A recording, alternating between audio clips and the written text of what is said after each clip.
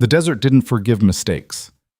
Rhett learned that young, back when his hands were still soft and his instincts still needed sharpening. Now, at 32, riding into Red Rock under a sun that could peel paint off wood, he carried the kind of stillness that came from surviving what most men didn't.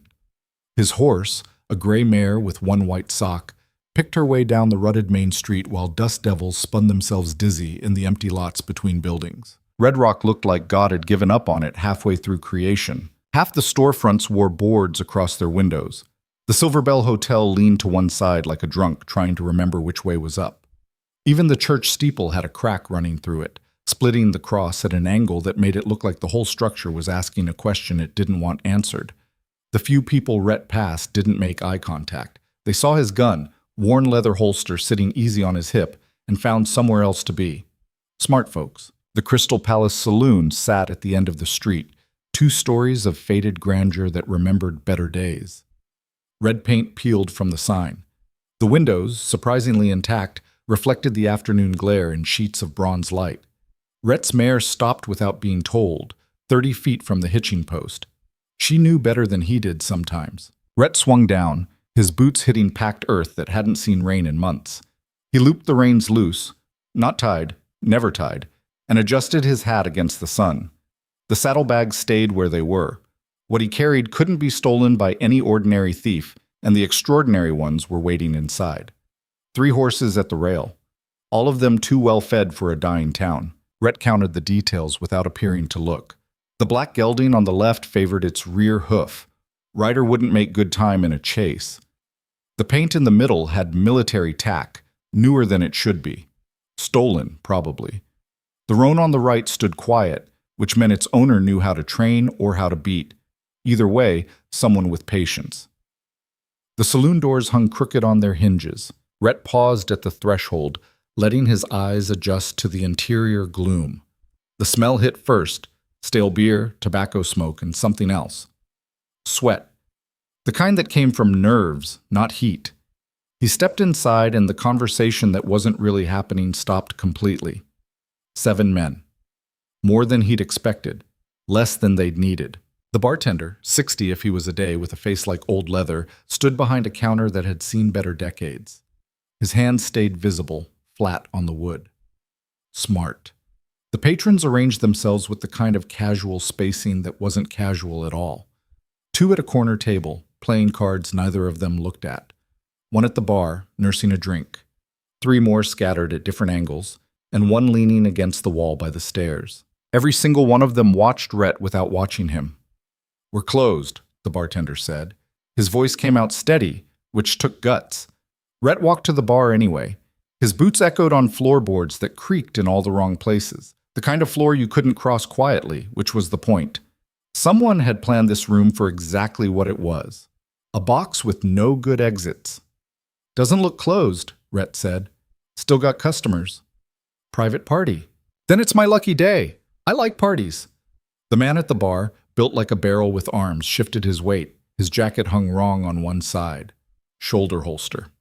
The 2 card players hadn't moved, but their hands had drifted south, below the table edge.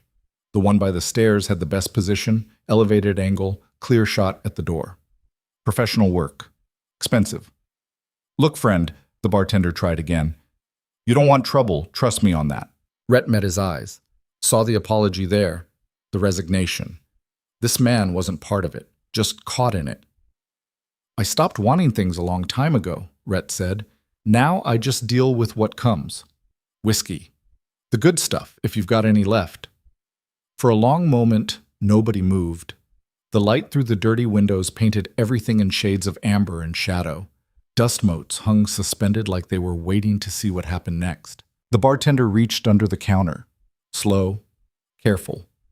He produced a bottle that actually had a label and a glass that was almost clean.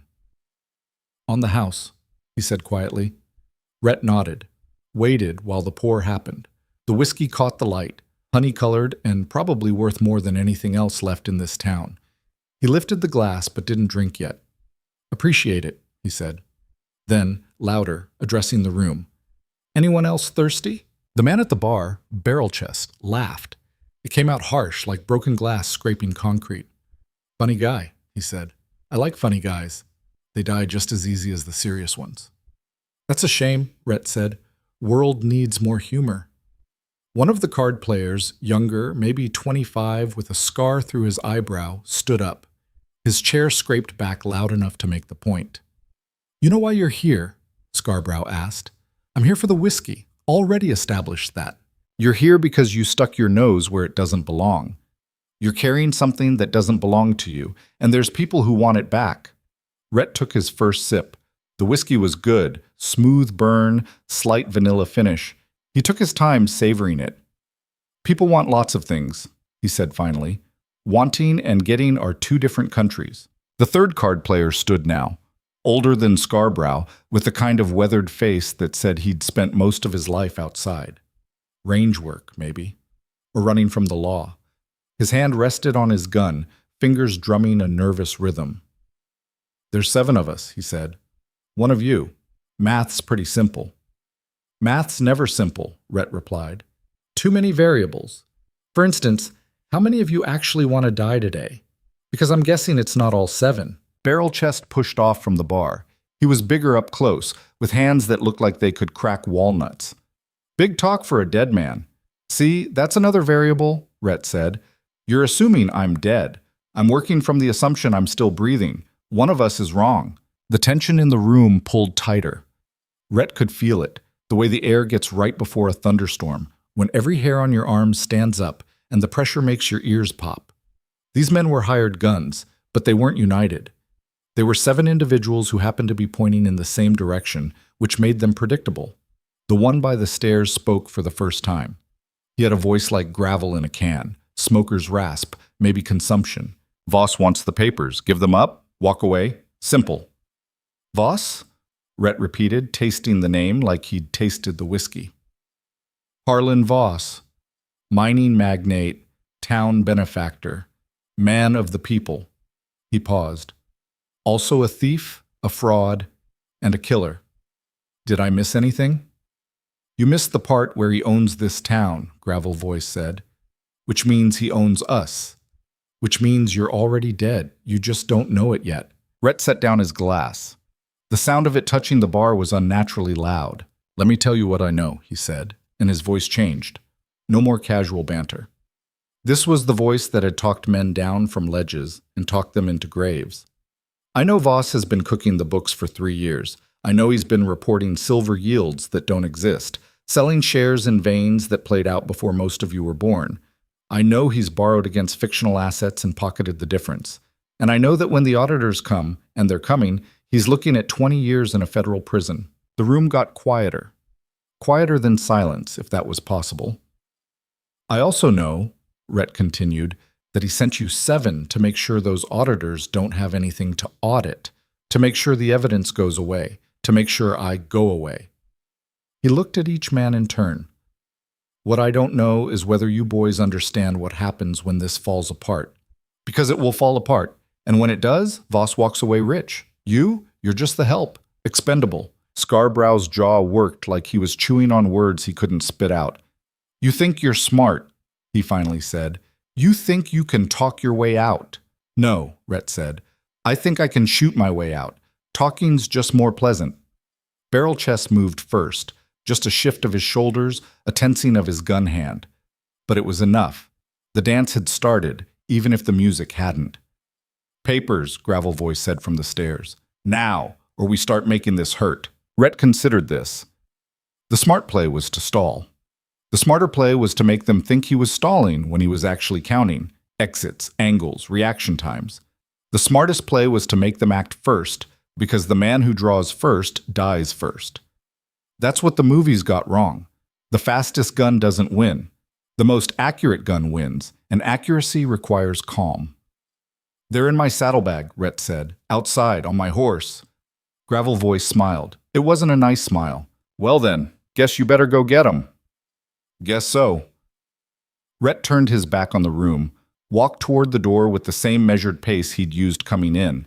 He could feel 7 guns tracking his spine, 7 fingers on 7 triggers, 7 men trying to decide if killing him in the back was worth whatever Voss was paying. He made it 3 steps. Wait, said a new voice. Rhett stopped. This voice came from the corner he'd mentally marked as unknown, a shadow he'd registered but not cataloged. The shadow moved, and a man stepped into the better light. Older than the others, maybe 50, with silver in his beard and the kind of stillness that came from either wisdom or damage. "Name's Pike," the man said. "Used to ride with the 7th Cavalry, fought Apaches, killed more men than I can count." He paused. "You know what I learned?" "What's that?" Rhett asked. "Man who turns his back either doesn't care if he dies or knows something you don't. Which is it?" Rhett smiled, thin, cold. "Both." Pike nodded slowly, like Rhett had confirmed something. "Figured. You've been clocking this room since you walked in. You know where every man stands. You know which ones are actually dangerous. You know that kid with the scar can't shoot for shit.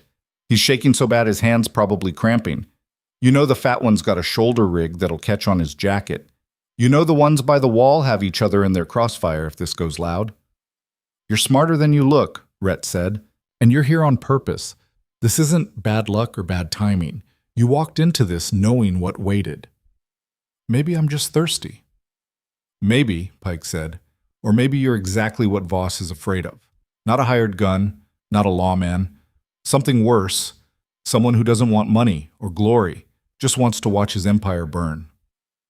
The room had gone from tense to brittle. One wrong word and everything would shatter. "What's your point, Pike?"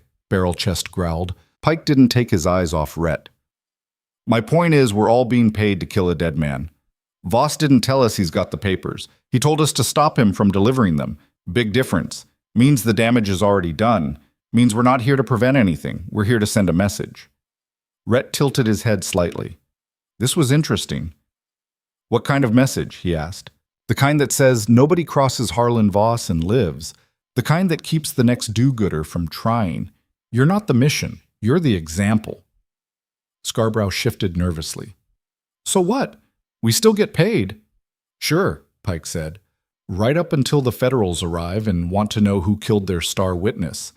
Then Voss says he never knew us, never hired us, and we're just guns for hire who went too far. You think he's keeping us around after that?" The silence that followed was different.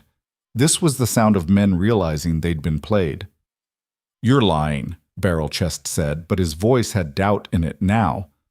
"Am I?" Pike looked at Rhett. "When did you mail the copies?" Rhett's smile widened just a fraction. 4 days ago, certified mail. 3 different recipients, federal prosecutor, territorial governor, and the New York Times. Even if you kill me right now, those papers arrive tomorrow morning." "Son of a bitch," someone whispered. The bartender, silent this whole time, let out a long breath. "Then what are you doing here?" he asked Rhett. "Why walk into this if the job's already done?" It was a good question, the kind that deserved an honest answer. "Because Voss has been bleeding this town for 3 years, Rhett said. "The miners who still work here, they're owed 6 months back pay. The families who stayed, they're living on credit at a company store that charges triple what things cost. The reason Red Rock is dying isn't bad luck or played out veins, it's systematic theft. And someone needed to look Harlan Voss in the eye and tell him it's over." "That someone being you," Pike said. "That someone being me." Gravel voice pushed off from the wall. He looked tired suddenly, older than his years. "I'm not dying for Voss's pride," he said. "Someone wants to call him out. That's between them." He walked to the bar, set down his gun, and headed for the door. Nobody stopped him, one down. The others looked at each other, then at Rhett, then at the money they weren't going to earn. "This is bullshit," Scarborough said, but he was already backing toward the exit. His partner, the weathered one, followed without a word. 3 down. Barrel Chest and 2 others remained, plus Pike, who hadn't moved. "You 3 staying for the show?" Rhett asked. Barrel Chest's face had gone red. "We took Voss's money. We gave our word." "Your word to a thief and a liar. That means something to you?" "Means more than walking away from a job." Pike sighed. "Then you're a fool, but you're a consistent fool. I'll give you that." He picked up his hat from where it had been resting on a chair, dusted it off, and settled it on his head. "Good luck," he said to Rhett. Then to the others. "Better luck? You'll need it." 4 down. That left 3. Barrel chest and 2 men Rhett had mentally labeled Quiet One and Nervous One. Quiet One had the look of someone who'd done this before, probably a lot. Nervous One kept licking his lips, hand hovering near his gun like he was afraid it might bite him. "Last chance," Rhett said. "Walk away. Live to spend whatever advance Voss gave you." "Can't," Barrel Chest said. "Already spent it." "That's the saddest thing I've heard all day." "Yeah, well, life's sad sometimes." The bartender slowly, carefully moved toward the back room. Smart man. Rhett didn't blame him. "How do you want to do this?" Quiet One asked. His voice was calm, professional. Rhett thought about it. "Fair would be one at a time, but that's not how the world works, is it?" "No," Quiet One agreed. "It's not. So we all draw, we all shoot, and we see who's still standing."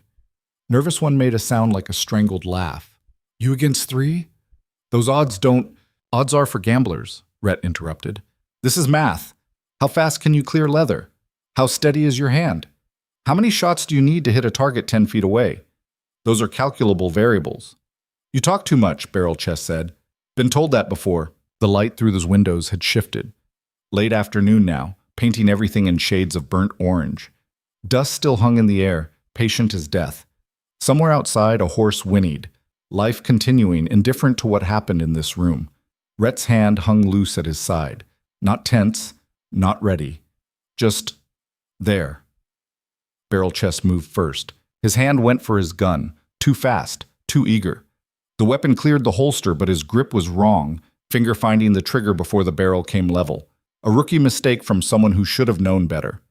Rhett's draw was smooth, one motion, hand to gun to raise to fired. The sound was enormous in the enclosed space. Barrel Chest stumbled back, surprise written across his face like he couldn't quite believe what had happened. He looked down at the spreading red on his shirt, then up at Rhett, then down again. His gun clattered to the floor.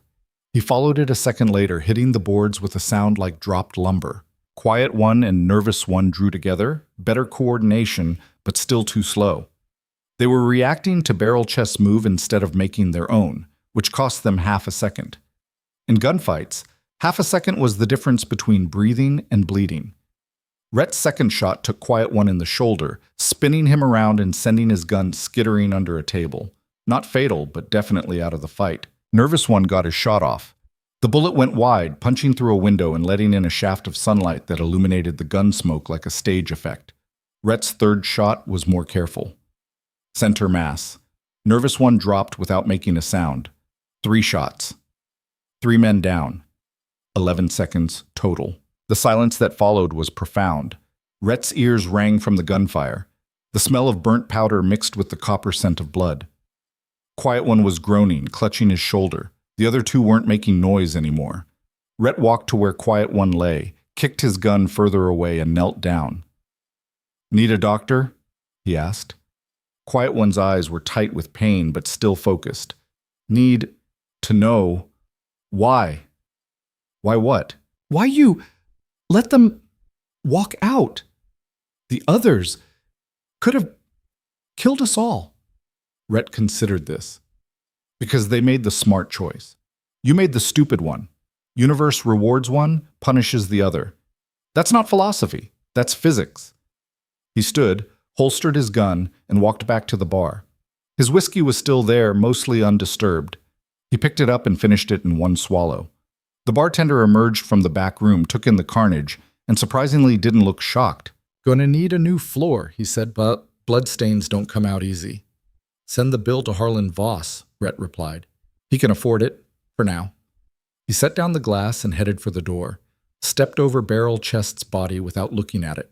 Outside, the sun was lower, the heat slightly less punishing. His mare waited exactly where he'd left her, patient as stone. Rhett untied the reins and swung into the saddle. The town hadn't changed in the 15 minutes he'd been inside.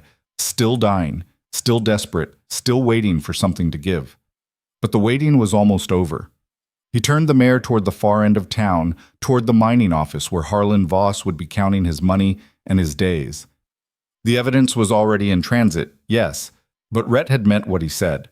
Someone needed to look Voss in the eye and tell him it was over. Might as well be today. The mining office sat at the north end of Red Rock, like a landlord watching over property it had already bled dry.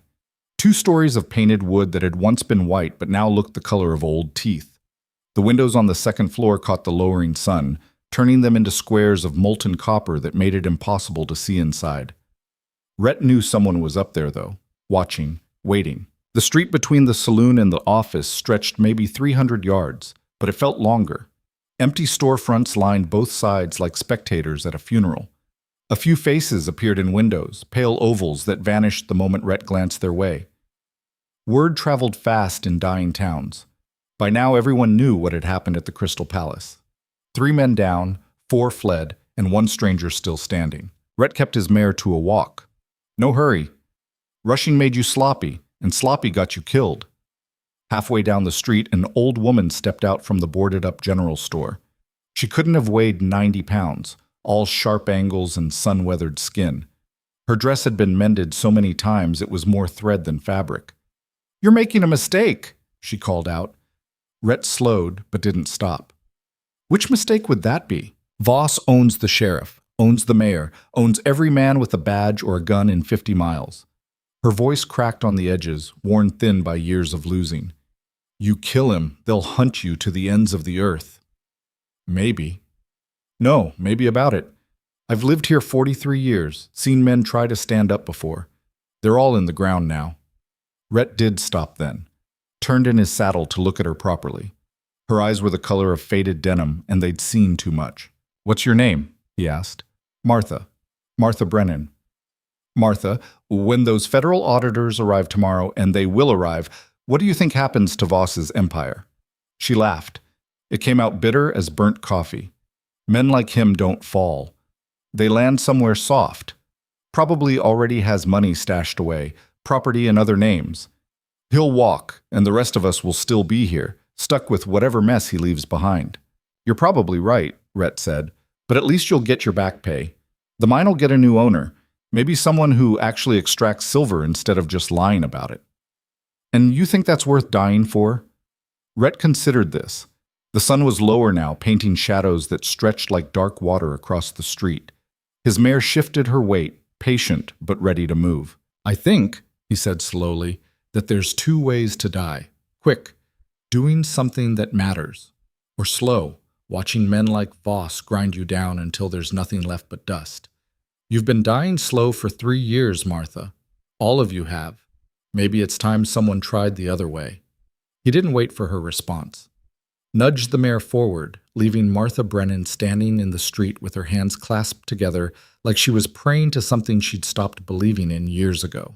The mining office had a porch that wrapped around 3 sides. 4 men stood on it now, and none of them looked like clerks. They had the stance of hired muscle, weight on their heels, hands near their guns, eyes tracking Rhett's approach with the kind of focus that came from knowing violence was coming and not knowing when. Rhett dismounted 20 feet out, left his mare ground-tied again, reins loose. She knew the drill. "Office is closed," one of the men said. He had a mustache that drooped past his chin and a vest that strained across his gut. "Come back tomorrow." "I don't think I will," Rhett said. Mustache's hand drifted to his gun. "You the one caused trouble at the palace?" "Depends on your definition of trouble. I ordered whiskey. They tried to kill me. I objected. Things escalated. You killed 3 of Voss's men. They weren't very good at their jobs." Another man, younger, with a face like a hatchet blade, stepped forward. "You got stones walking up here. Stupid stones, but stones. Been called worse." "You know what happens now?" Hatchet Face asked. Rhett nodded toward the door. "I walk in there, talk to Voss, we settle this." Mustache laughed. "You think he's just going to sit down and chat after you killed his people?" "He'll talk. He's smart enough to know I wouldn't be here if I didn't have something he needs to hear." The 4 men looked at each other. Some kind of silent communication passed between them, the language of hired guns trying to figure out if the pay was worth the risk. Rhett had seen it before. The math was simple. Stay loyal to the man who paid you, or get out of the way of the man who'd already proven he could stack bodies. "Boss says nobody gets in," Mustache said, but his voice had less conviction now. "Then I guess we have a problem." Rhett's hand stayed loose, but every muscle in his body was calibrated. 4 targets. The one on the left was favoring his right side. Old injury, probably ribs. He'd be slow turning. Hatchet Face was the real threat, young and wired tight. The other two were background noise, paid help without the stomach for actual killing. The door opened before anyone could make the next move. The man who stepped out wasn't Voss.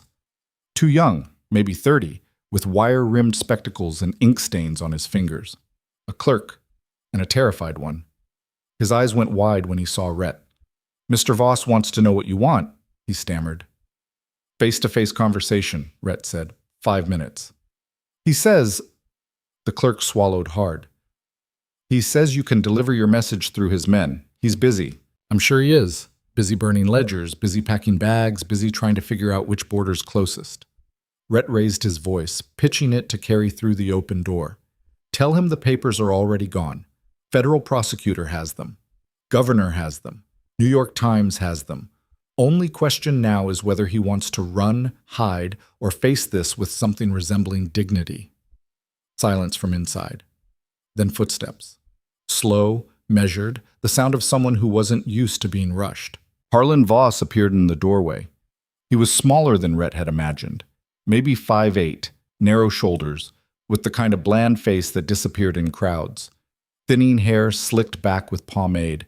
Expensive suit that probably cost more than most families in Red Rock earned in a year. The only remarkable thing about him was his eyes, pale gray, like dirty ice. "You're Calder," Voss said. "Not a question." "I am. You've caused me considerable inconvenience. You've caused this town considerable suffering. Figured we were trading." Voss studied him for a long moment. Then, surprisingly, he smiled. It didn't reach his eyes.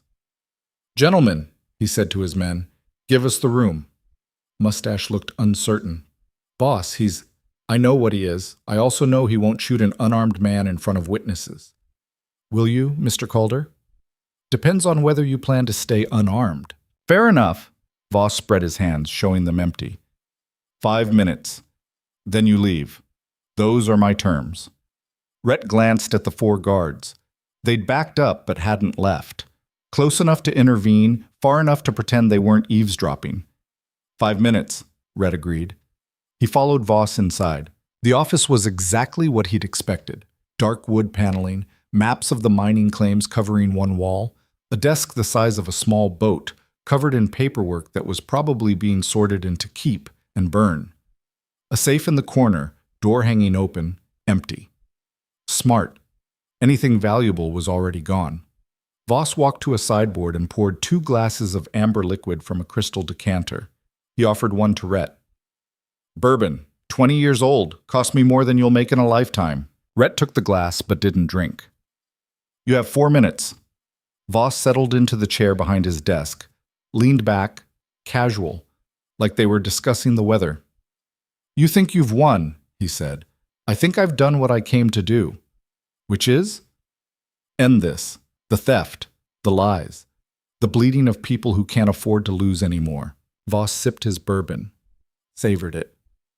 "Noble. Stupid, but noble. You know what your problem is, Calder?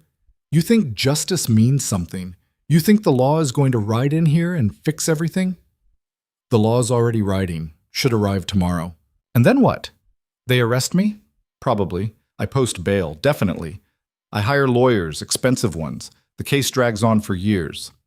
Meanwhile, the mine's in receivership, which means nobody works, nobody gets paid, and Red Rock finishes dying." He paused. "You didn't save this town. You just changed how it dies." Rhett set down his glass. Untouched. "You done?"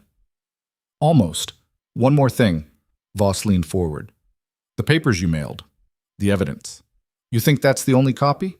I think if you had another copy, you wouldn't be sitting here trying to convince me I made a mistake. You'd have already used it." Voss's smile widened. "Smart. Silas was right about you." The name hit like a punch. Rhett's expression didn't change, but something must have shown because Voss's smile turned genuine. "Oh yes," Voss continued. "You think I don't know about Silas Boone? The old man who's been documenting my operations for months? The one who brought you in when he realized he couldn't do this alone?" He stood up, walked to the window. "I've known about Silas for 3 weeks. Been letting him think he was being clever. letting him gather his evidence, letting him feel like he was winning. Why? Because evidence needs to be credible, needs to look authentic. And old Silas, with his careful notes and his righteous anger, he made perfect evidence, evidence I could use. Rhett's hand moved closer to his gun, not threatening, just ready. Use how? Insurance, Voss said. See, when the Federals arrive, they're not going to find a thief. They're going to find a victim. A businessman who was defrauded by his own bookkeeper.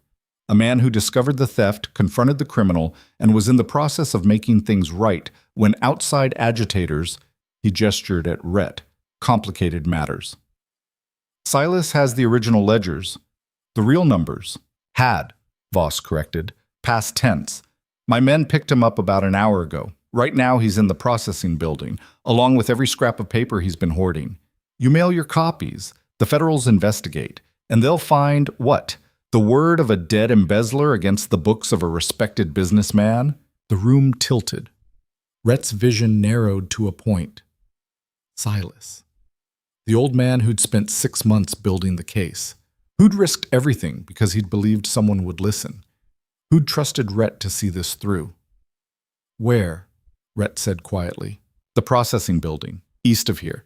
You know it. Big structure, smokestacks, where we used to actually extract silver before the veins ran dry. Voss checked a pocket watch.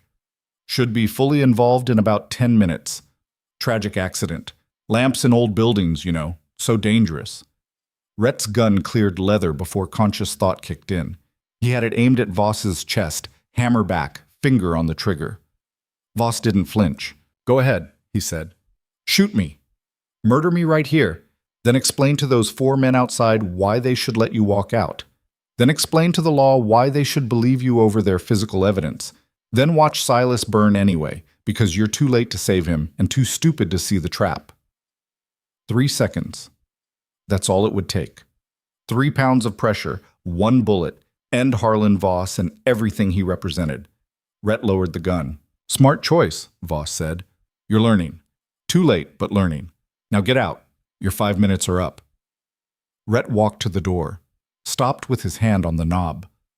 This isn't over. Yes, Voss said. It is. Outside, the sun had dropped below the western mountains. Dusk was coming fast, that brief window between day and night when everything looked gray and uncertain. The 4 guards watched Rhett emerge, hands on their guns, waiting to see what happened. He walked past them, got to his mare, mounted up. That's right, Mustache called after him. Run away. Smart move. Rhett didn't respond. He turned the mare east toward the processing building and kicked her into a gallop. The distance was maybe half a mile, but it stretched like a canyon. Every second counted. Every hoofbeat was time Silas didn't have. The mare ran flat out, her breath coming in hard bursts, hooves throwing up dust that turned gold in the dying light. The processing building came into view. A hulking structure of wood and corrugated metal, 3 stories tall, with smokestacks that hadn't produced smoke in over a year. Except one of them was producing smoke now. Black. Oily. The kind that came from burning more than just coal. Rhett could see the orange glow through the ground floor windows. He pulled up hard, the mare sliding to a stop, jumped off before she'd fully settled. The heat hit him from 20 feet away, a wall of scorching air that made breathing hurt. The main entrance was already engulfed, flames licking up the doorframe and across the overhang. Side entrance. Had to be. He ran around the building, found a smaller door on the north wall, tried the handle, locked.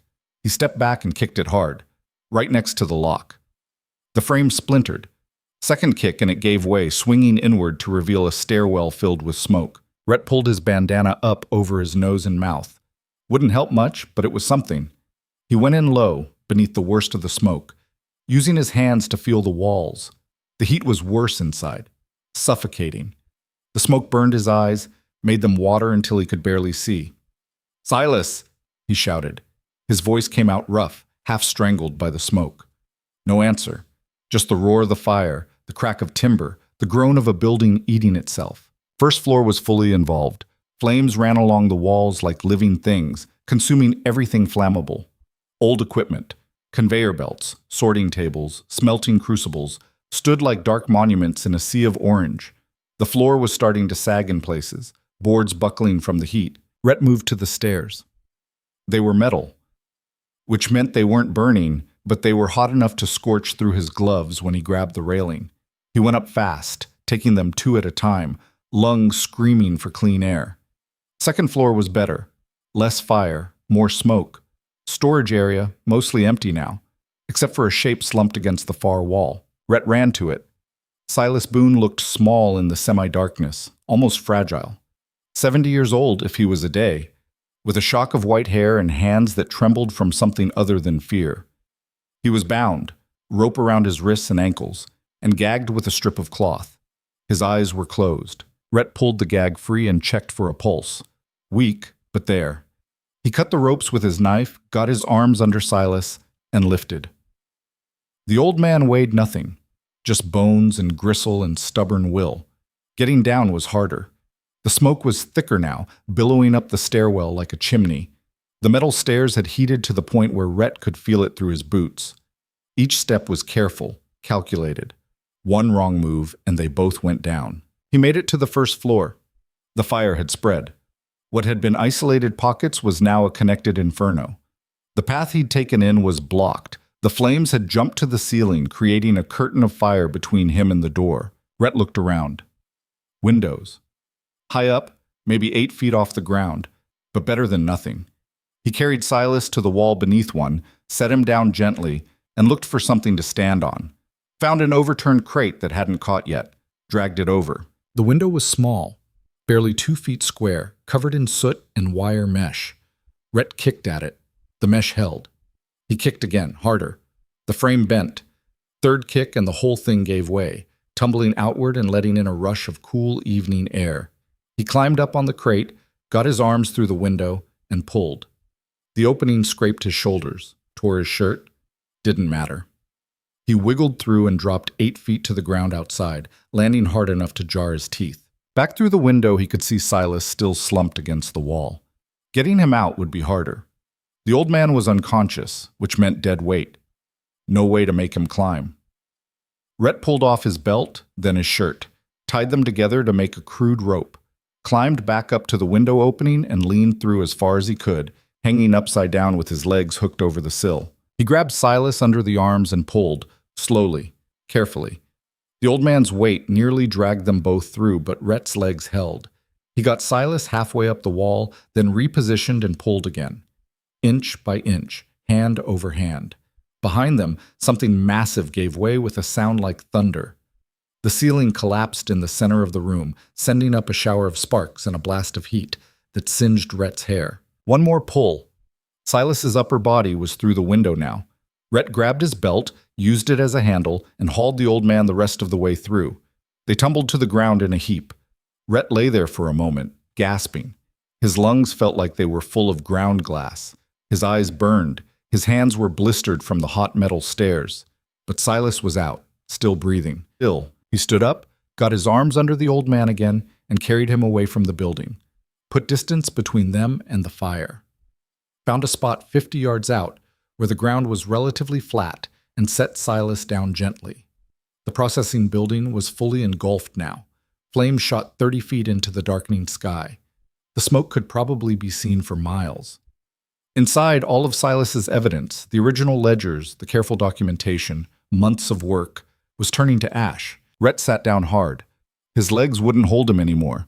He watched the building burn and tried to figure out what came next. "You're an idiot." The voice was weak, barely a whisper, but it was there. Rhett looked down. Silas's eyes were open, watery from the smoke, but focused. "Yeah," Rhett said. "Been told that a lot lately. Should have let me burn. Evidence was more important. Evidence was copies. You're the original." Silas coughed. It sounded like rocks in a can. Voss, he has the real books now, has his version of events. When the Federals come, they'll find what they find. We'll figure it out. How? Another cough. How do we prove anything without the originals? It was a good question. Rhett didn't have a good answer. The copies he'd mailed would show the discrepancies, sure, but Voss was right. Without the original ledgers, it became a question of credibility. a respected businessman against an unknown drifter and a disgruntled former employee. In the distance, Rhett heard shouts, voices calling out.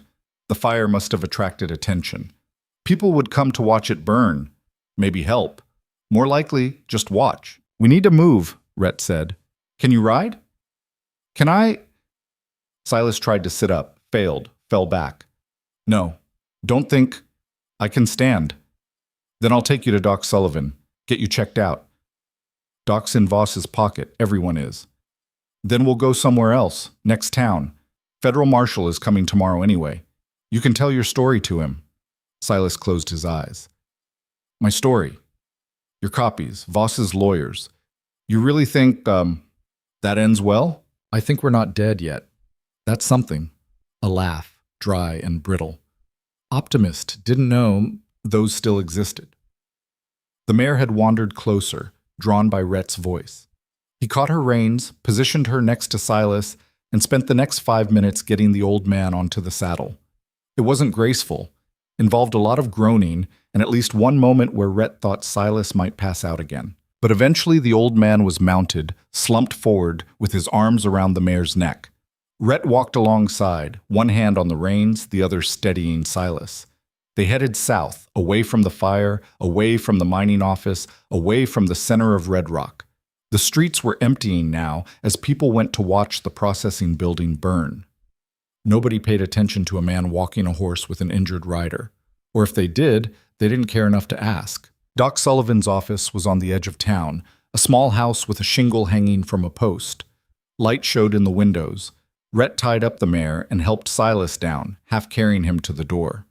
He knocked, waited, knocked again. The door opened a crack. A woman's face appeared, middle-aged, hair pulled back tight, with eyes that said she'd seen enough suffering to last 3 lifetimes. "We're closed," she said. "Got a man here who breathed a lot of smoke, needs looking at. Come back in the morning." Rhett wedged his boot in the door before she could close it. "He might not make it to morning. Please." She studied Silas's face, then Rhett's. Whatever she saw made her decision. "Bring him in, quickly." The interior was sparse, exam table, medicine cabinet, sink with a hand pump, clean but worn. The woman, Doc Sullivan, he assumed, helped get Silas onto the table. "What happened?" she asked, already checking his pupils, his pulse, his breathing. "Building fire. He was inside." "Which building?" "Processing plant." Her hands paused for just a second, then continued. "I see." She worked in silence for several minutes, listened to Silas's lungs, checked for burns, gave him water, which he sipped slowly. Finally, she stepped back. "Smoke inhalation, some minor burns on his hands. He'll live, but he needs rest.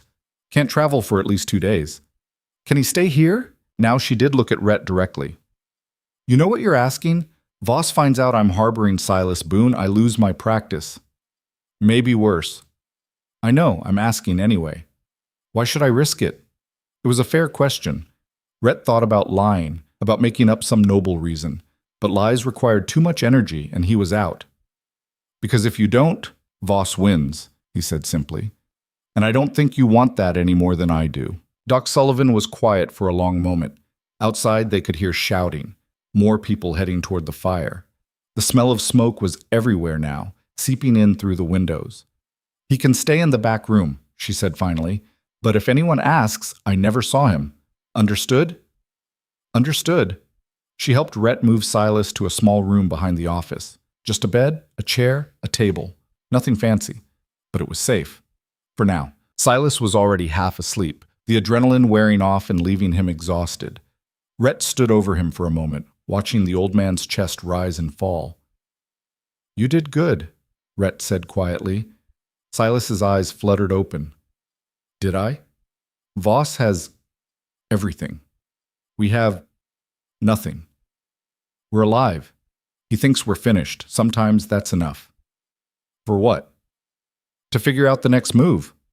Silas smiled, barely. "Always was. A tactician, even when there's no tactics left. Get some rest. I'll be back." "Where are you going?" Rhett checked his gun, still loaded, still ready. "To remind Voss that fires work both ways. Doc Sullivan grabbed his arm as he headed for the door. Don't be stupid. You go after him now. You're just playing his game. I'm already playing his game. Might as well play to win. You can't win against someone who owns everything. Rhett looked at her. Really looked. Saw the exhaustion there, the years of watching powerful men grind good people into dust. The resignation that came from losing so many times you stopped counting. Maybe, he said, but I can make sure he doesn't enjoy it. He left before she could argue more. Outside, the sky had gone full dark. Stars were starting to appear, hard points of light against the endless black. The fire was aglow on the horizon, painting the underside of the smoke plume orange. Rhett untied his mare and swung into the saddle. His body protested, everything hurt, from his scorched hands to his smoke-damaged lungs. But pain was just information. It told you that you were still alive and still had work to do. The mining office would have more guards now. Voss would be expecting retaliation. Probably had every gun in town pointed at the front door, which meant the front door was the wrong approach. Rhett rode west instead of north, circling around to come at the building from behind. The backside faced an empty lot where they used to park ore wagons. No guards, no lights. Just a loading door and a ground floor window with a broken latch. He dismounted quietly, ground-tied the mare in the shadows, and approached on foot. The window opened with a soft creak. He climbed through into what looked like a storage room. Crates, filing cabinets, dust thick enough to write your name in. The building was quiet. Voices filtered down from upstairs. Voss and his men probably discussing the fire, the missing Silas, the persistent problem of Rhett Calder. Good. Let them talk. Talking meant they weren't paying attention. Rhett moved through the ground floor like a ghost. Found the stairs, took them slow, testing each step before committing his weight. Old buildings talked when you walked them, but only if you moved like you were in a hurry. Second floor was offices. Empty now. Papers scattered across desks like someone had left in a rush. Through the window, he could see the glow of the fire, smaller now but still burning, still consuming evidence, still erasing the past. Voices got louder, coming from the far end of the hall. An office with the door half open and lamplight spilling out. Rhett got close enough to listen. Don't care what it takes, Voss was saying. Find Calder. Find Boone if the old man survived. End this tonight. What about the Federals? That was Mustache. They're still coming tomorrow. Let them come. Without evidence, without witnesses, all they have are suspicions, and suspicions don't hold up in court. The copies Calder mailed will show discrepancies, so what? I'll claim Boone was cooking the books, skimming profits, and when I discovered it, he fled. Calder's just his accomplice. Story writes itself. Silence. Then another voice, younger. And if they don't believe you? They'll believe my lawyers, they'll believe my political connections. They'll believe the version that makes the most sense. A pause. Power isn't about being right. It's about being believed. Rhett had heard enough. He stepped into the doorway. 6 men in the room. Voss behind his desk, Mustache and Hatchet Face flanking him. 3 others scattered around, hired guns, all of them, hands dropping to weapons the moment Rhett appeared. Gentlemen, Rhett said, hope I'm not interrupting. Voss's face went through several expressions in quick succession. Surprise, anger, calculation, and finally something like respect. You're persistent, he said. Stupid, but persistent. Funny. Was just thinking the same about you. The hired guns had their weapons out now. 6 against 1. The math wasn't good, and everyone in the room knew it. Last chance, Voss said. Walk away. Leave Red Rock. Forget this ever happened. I'll even pay you for your trouble. Say, $5,000? Keep your money. $10,000. Final offer. Rhett shook his head. You really don't understand, do you? This isn't about money. Never was. Then what is it about? Consequences. You've spent years avoiding them. Figured it was time someone delivered. Voss stood up, spread his hands. You're outnumbered, outgunned, out of options. What exactly do you think happens here? I think, Rhett said slowly, that your men are about to make a choice. Follow you into whatever happens next, or live to spend whatever you've already paid them. He looked at each guard in turn. Any of you know what the penalty is for killing a federal witness? Because that's what Silas Boone is. Officially. As of about 3 hours ago when I sent that telegraph to the territorial marshal. You kill me, you're not just murderers, you're cop killers. They'll hang you in the public square and sell tickets. Mustache licked his lips. He's bluffing. Am I? Want to bet your neck on it? The room got very quiet. The kind of quiet that comes right before everything breaks. Voss smiled. It was the coldest thing Rhett had ever seen. Fine, he said. We'll do this the hard way. His hand went for the desk drawer. Rhett's gun cleared leather in the same heartbeat. The shot was loud in the enclosed space, deafening. The bullet took Voss in the shoulder, spinning him around and sending him crashing into the wall behind his desk. The room exploded. Mustache went for his gun, but Rhett was already moving, dropping low and to the left as 3 shots punched through the space where he'd been standing.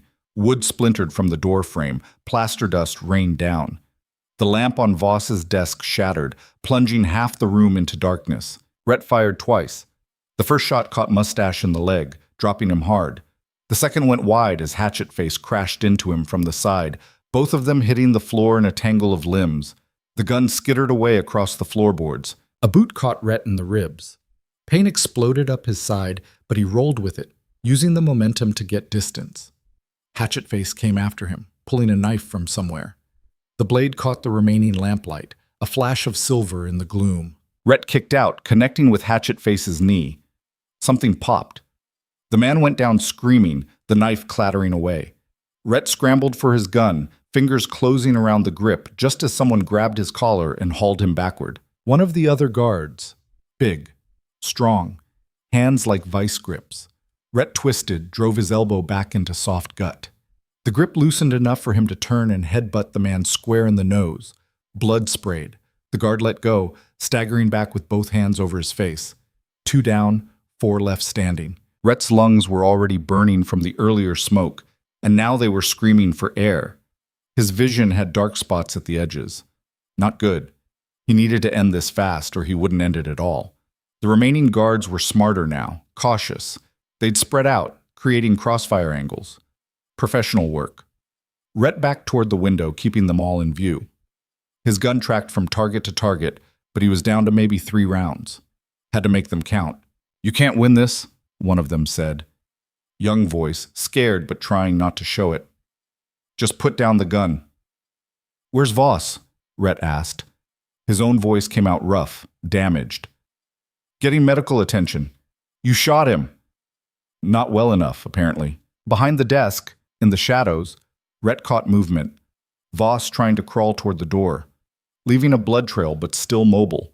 The shoulder wound wasn't fatal. Rhett's aim had been off by 6 inches. Smoke damage, bad light, or just rust. Didn't matter. The result was the same. Let him go, Rhett said, jerking his chin toward the door. This is between me and him. Can't do that, young voice said. He pays us. He was paying the men at the saloon, too. 3 of them are dead now. You want to join them over a paycheck?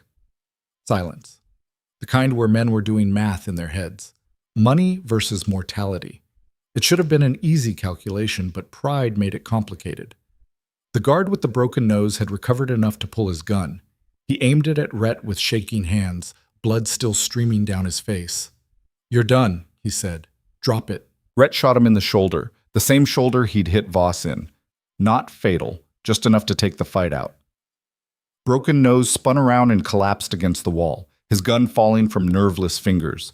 2 rounds left, 3 guards remaining, and they were done talking. They opened fire simultaneously. Rhett dove through the window. Glass exploded around him. He hit the porch roof outside, rolled and dropped the 8 feet to the ground, landed hard enough to jar his teeth and send pain shooting through his already damaged ribs. The gun almost slipped from his hand, but he held on. Boots thundered above him, the guards rushing to the window. Rhett ran for the corner of the building as bullets chewed up the dirt behind him. Made it around the edge just as wood splintered from the siding inches from his head. His mare was gone. Smart horse. Knew when to leave. He was on foot now in a town full of people who wanted him dead. Perfect. Rhett ran. Not toward the main street. That way was suicide. Instead, he cut through the empty lot behind the mining office, heading for the cluster of abandoned buildings on the eastern edge. The old residential section, back when Red Rock had enough workers to need houses. Most were empty now. rotting, falling apart. But they had walls and shadows and places to think. Behind him, voices shouted, organizing. They'd spread out, try to box him in. Standard tactics, which meant he needed non-standard responses. He ducked into the first building he reached. No door, just an opening. Inside was darkness and the smell of decay. Furniture still scattered around like the occupants had left in a hurry. Probably had. When the mine dried up, people didn't stick around to watch their investments rot. Rhett moved through the house by feel, hands out, testing each step, found the back door, locked. He kicked it open and kept moving. Cut through what used to be someone's garden, now just dead weeds and broken fence posts. Crossed an alley, entered another house. This one had been a store. Counters still standing, shelves bare. The floor creaked under his weight, announcing his presence to anyone listening. He moved faster, heading for the stairs. Second floor was residential. Room so small you could barely turn around. But there was a window facing west, toward the center of town. Rhett crouched beside it and looked out. The mining office was lit up now, every lamp burning, guards on the porch and in the street. They had torches too, which meant they were serious about finding him. He counted 8 men, more than before. Voss must have called in reinforcements, not good odds. Rhett checked his gun. 2 rounds. He had more ammunition in his saddlebag, but his saddlebag was with his mare, and his mare was somewhere smart. He needed to think, needed to plan, but his head was foggy from the smoke and the pain and the sheer weight of trying to stay alive. Footsteps below. Someone had followed him into the building. Rhett moved to the top of the stairs. Listened. 2 sets of feet. Careful. Quiet. Professionals. They knew he was here, knew he was cornered, and they weren't rushing it. Calder. A voice from below. Not young voice. Someone new.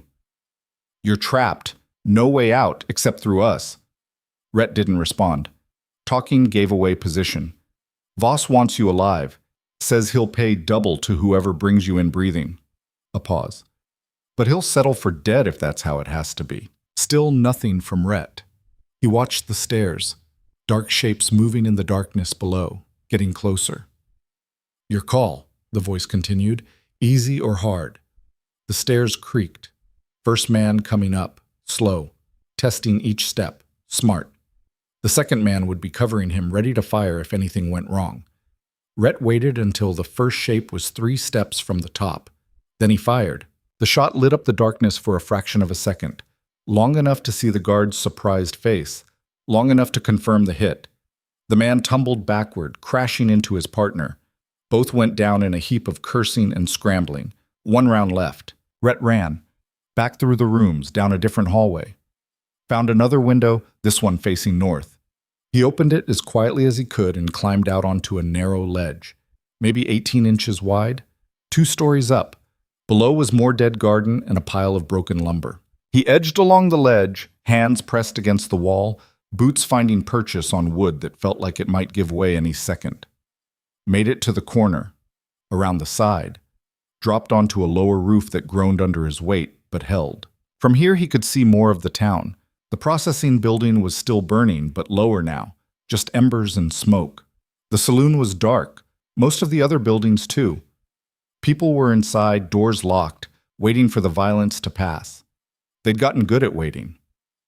Rhett dropped from the low roof to the ground, landed in a crouch. His ribs protested, but he ignored them. Pain was just noise. He needed to move, needed to get to Doc Sullivan's. Check on Silas, figure out the next play. But between here and there was 300 yards of open ground and a town full of armed men looking for him. He stayed low, used the buildings for cover, moved shadow to shadow. The night was dark enough to help, but the torches from the search parties cut through it in places. He had to time his movements, wait for the light to pass, then sprint for the next cover. Halfway across town, he ran out of luck. There, someone shouting.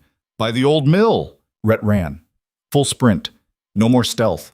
Just speed. Boots pounding dirt, lungs screaming. Behind him, more shouts. Boots. Torches bobbing as men gave chase. A shot rang out. Wide. Another. Closer. They were firing blind, but there were enough of them that blind might be enough. Doc Sullivan's office appeared ahead. Lights still on, door closed. Rhett didn't slow down. Hit the door with his shoulder and it burst inward, nearly taking the hinges with it. Doc Sullivan was there. She jumped, dropping the bandage she'd been holding. Silas was sitting up in the chair, looking better than he had, but still pale. "Lock the door," Rhett gasped. "Now!" She moved fast, threw the bolt, grabbed a heavy bar, and wedged it under the handle. Not a second too soon. Bodies hit the door from outside, fists pounding, voices demanding entry. "Open up!" Mustache's voice. He'd recovered from the leg wound, apparently, or was running on pure spite. "We know he's in there." Doc Sullivan looked at Rhett. Her face had gone white. "What did you do?" "Long story." "I don't want a long story. I want you out of my house." "Can't do that right now." The pounding got louder. The door shuddered but held. Old wood. Built back when people made things to last. Silas stood up, wobbled, caught himself on the table. "How bad is it?" "Bad. Voss is alive. Guards everywhere. They're not stopping until they find us." "Us?" Doc Sullivan's voice went up an octave. "I'm not part of this. I'm just harboring a witness," Rhett finished. "Soon as they figure out Silas is here, you're part of it whether you want to be or not." She closed her eyes. Took a breath. When she opened them again, something had changed. The fear was still there, but it had company now. Anger. The kind that came from being backed into a corner one too many times. "There's a root cellar," she said, "under the kitchen. Not much, but it'll hide 2 people if they don't mind small spaces." "Show us." She led them through the house. Kitchen was barely 10 by 10, with a wood stove and a pump sink. She pushed aside a rug to reveal a trapdoor, pulled it up, darkness below and a smell like earth and potatoes. "Down," she said. "I'll cover the door." Rhett helped Silas descend the ladder. The old man's hand shook, but he made it. Rhett followed. At the bottom was maybe 6 feet of clearance and enough space to stand if you hunched. Jars lined rough shelves, preserved food, emergency supplies, a place to wait out disasters. They were about to test its limits. Above, the trapdoor closed. Darkness complete. Rhett heard the rug being dragged back into place, then footsteps. Doc Sullivan moving through the house. The front door splintered, wood cracking, men forcing entry, heavy boots on the floor. "Where is he?" Mustache's voice. "Don't lie. We know he came in here." "I don't know what you're talking about." Doc Sullivan's voice, steady, convincing. "I've been treating patients all evening. Nobody came through that door. We saw him. Saw him run in here not 2 minutes ago." "Then you saw wrong. This is a medical office. I don't harbor criminals." Footsteps. Multiple people moving through the rooms, opening doors, checking closets, getting closer to the kitchen. Rhett's hand found Silas in the darkness. The old man was trembling. Whether from fear or cold or leftover smoke damage, Rhett couldn't tell. He gave what he hoped was a reassuring squeeze. Boots on the kitchen floor. Right above them. Rhett could see lamplight through the cracks in the floorboards. A shadow passed over, paused, moved on. "Nothing here," someone said. "Check everywhere. Every room, every closet, under every bed." More footsteps. More searching. The minutes stretched. Rhett's legs started to cramp from standing hunched. He shifted his weight carefully. The cellar floor was packed earth, silent. Above, the search continued. Furniture being moved. Drawers opened. Thorough. Professional. These weren't random thugs. They were trained men doing a job. Finally, after what felt like hours but was probably 20 minutes, Mustache spoke again. "He's not here." "Told you," Doc Sullivan said. "Maybe. Or maybe you're hiding him. We should burn this place. Flush him out." Silence. Rhett's hand went to his gun. 1 round. If they tried to burn the building with Doc Sullivan inside, he'd come out shooting. 1 round meant one of them would die. Probably wouldn't be enough, but it was something. "You burn this building," Doc Sullivan said quietly, "and you burn the only medical care within 50 miles. Next time one of you gets shot or sick or breaks something, where are you going to go? You willing to ride 2 days to the next doctor? What about Voss? He took a bullet tonight. Who's going to change his bandages, clean the wound, keep him from dying of infection?" More silence. The kind where logic was fighting against orders. "We're leaving 2 men outside," Mustache said finally. They see anyone come or go, they report it. You try to sneak him out, we'll know. Fine. Put men outside. Won't see anything because there's nothing to see. Boots retreated, door slammed, voices fading into the distance. Rhett waited, counted to 100, then another 100. Above, the trapdoor opened. Light spilled down. Doc Sullivan's face appeared. "They're gone," she said. "2 guards out front, like he said, but the rest moved on." Rhett climbed out first, helped Silas up after. The old man looked worse in the light. Gray skin, shaking hands. The smoke had done more damage than Rhett had thought. "You need rest," Doc Sullivan said to Silas. "Real rest, not hiding in cellars." "Can't rest," Silas wheezed. "Voss knows I'm alive, knows I'm somewhere in town. He won't stop looking. Then what's the plan?" She looked at Rhett. "You seem like a man with plans. What's next?" Rhett walked to the window, careful not to show himself. Outside, 2 shapes stood in the shadows across the street. Guards, watching, waiting. The rest of the town was quiet, most people asleep or pretending to be. "Voss has the original ledgers," Rhett said. "The evidence is gone. The copies I sent will show discrepancies, but without the originals, it's our word against his. So we lost," Silas said. "Not yet. Voss is wounded, scared, making mistakes. He could have let you burn in that building, but he chose to let you live. Why?" Silas frowned. "Bait. He knew you'd come for me." "Right, which means he thinks I'm the threat. Not the evidence, not the federals, me. He's focused on eliminating witnesses instead of covering his tracks." So? "So that's his mistake. He's fighting the wrong battle." Doc Sullivan crossed her arms. "You're talking in riddles. What battle should he be fighting?" Rhett turned from the window. "Public opinion, the miners, the people he's been stealing from. Right now they're scared of him. They think he's untouchable. But what happens when they find out he's bleeding, that he can be hurt, that someone stood up to him and lived?" "They'll still be scared," Doc Sullivan said. "Fear doesn't disappear that easy." "No. But it gets company. Anger. Hope. The idea that maybe things could change." He looked at Silas. "You've been documenting his crimes for months. You know every miner he cheated, every family he put in debt, every promise he broke. How many are there?" Silas thought about it. "In Red Rock? Maybe 40 families still here, another 100 scattered to other towns when the work dried up. All of them owed money. All of them told the mine was closing because the silver ran out, not because Voss had been lying about yields for 3 years. And if they knew the truth, they'd want blood." "Exactly. Voss's power comes from control, control of information, control of resources, control of fear. We break that control, we break him." Doc Sullivan shook her head. "You're talking about starting a mob. That's not justice. That's chaos. I'm talking about giving people the truth. What they do with it is their choice." "And how exactly do you plan to spread this truth? Stand in the street and shout it? Voss's men will shoot you before you finish the first sentence." It was a good point. Rhett walked back to the window, thought about it. The guards were still there, patient. Red Rock was locked down tight, every exit watched, every movement tracked. Voss had turned the town into a prison, but prisons had weak points. Guards got tired, attention wandered, and people talked. In a town this small, with this much desperation, word spread like fire in dry grass. "The miners," Rhett said slowly. "Where do they drink?" "Used to be the palace," Silas said. "But after today, I'd guess the Silver Bell's basement. Old speakeasy from when the town council tried to ban liquor. Never really closed, just went underground." "How many would be there tonight? On a night like this? When there's violence and uncertainty?" "All of them. Drinking's what you do when the world doesn't make sense." Rhett nodded. "Then that's where we go." "We?"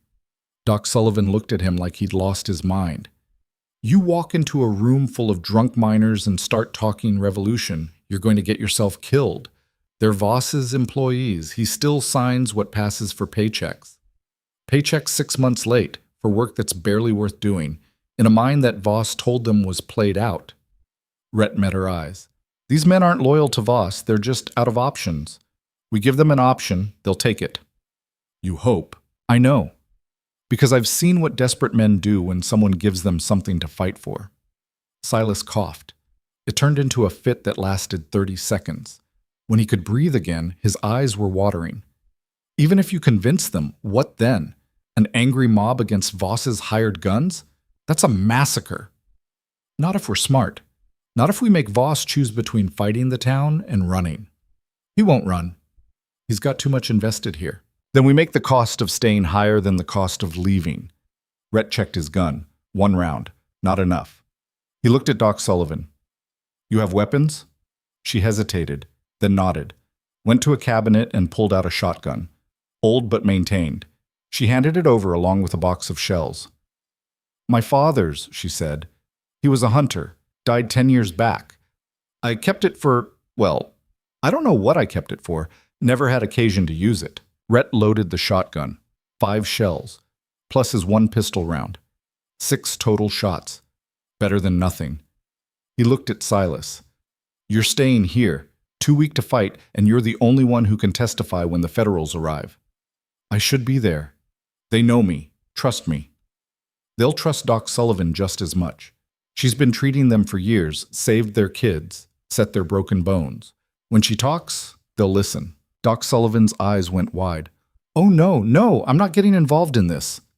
You're already involved. The moment you let us in that door, you chose a side. I chose to save a life. That's different from starting a war. Is it? Voss has been waging war on this town for 3 years. Quiet war, economic war, the kind where nobody fires shots but people still die. You've seen it. The malnutrition, the despair, the families that gave up and left. That's violence too. Just slower. She looked away. Her jaw worked like she was chewing on words she didn't want to say. Finally, what do you need me to do? Come with me to the Silver Bell. Tell them what you've seen. The evidence Silas collected. The ledgers that show Voss has been lying. The fact that help is coming tomorrow, but only if we survive tonight. And if they don't believe me, then we're no worse off than we are now. Silas grabbed Rhett's arm. His grip was weak but insistent. This is foolish. You're risking everything on a gamble. Everything's a gamble. This one just has better odds than waiting for Voss to hunt us down. The guards outside, how do we get past them? Rhett smiled. It felt wrong on his face. Too cold. Too much like the smile Voss had given him. We don't sneak past. We walk right through. He went to the front window again. The 2 guards were visible now, standing under a lamppost. They weren't even trying to hide. Why would they? This was Voss's town, his rules. Rhett opened the front door. The guards snapped to attention, hands going to guns. Doc needs supplies, Rhett called out. Patient's fever spiked. She's heading to the pharmacy. One of the guards stepped closer, suspicious. Pharmacy's closed. She's got a key. Owner gives her emergency access. We weren't told about this. That's because it just happened. You want the patient to die while we wait for permission? The guards looked at each other. The eternal problem of hired muscle. They had orders, but orders didn't cover every situation. They had to think. And thinking was dangerous when you were used to following. Doc Sullivan appeared in the doorway behind Rhett. She'd put on a coat and was carrying her medical bag. She looked the part. Concerned doctor on an emergency call. Gentlemen, she said, I need to get medicine. I'll be 15 minutes. You're welcome to follow me if you want to explain to Mr. Voss why his doctor was delayed from treating a dying child. The dying child was a nice touch. Rhett hadn't coached her on that. She was a better liar than she'd claimed. The guards wavered. One of them nodded. Make it quick. Doc Sullivan walked down the steps. Rhett followed a few paces behind, shotgun hidden under his coat. The guards watched, but didn't follow. They'd been told to watch the house, not escort the doctor. Different orders, different mission. They made it 30 yards before one of the guards called out, Wait, who's that with you?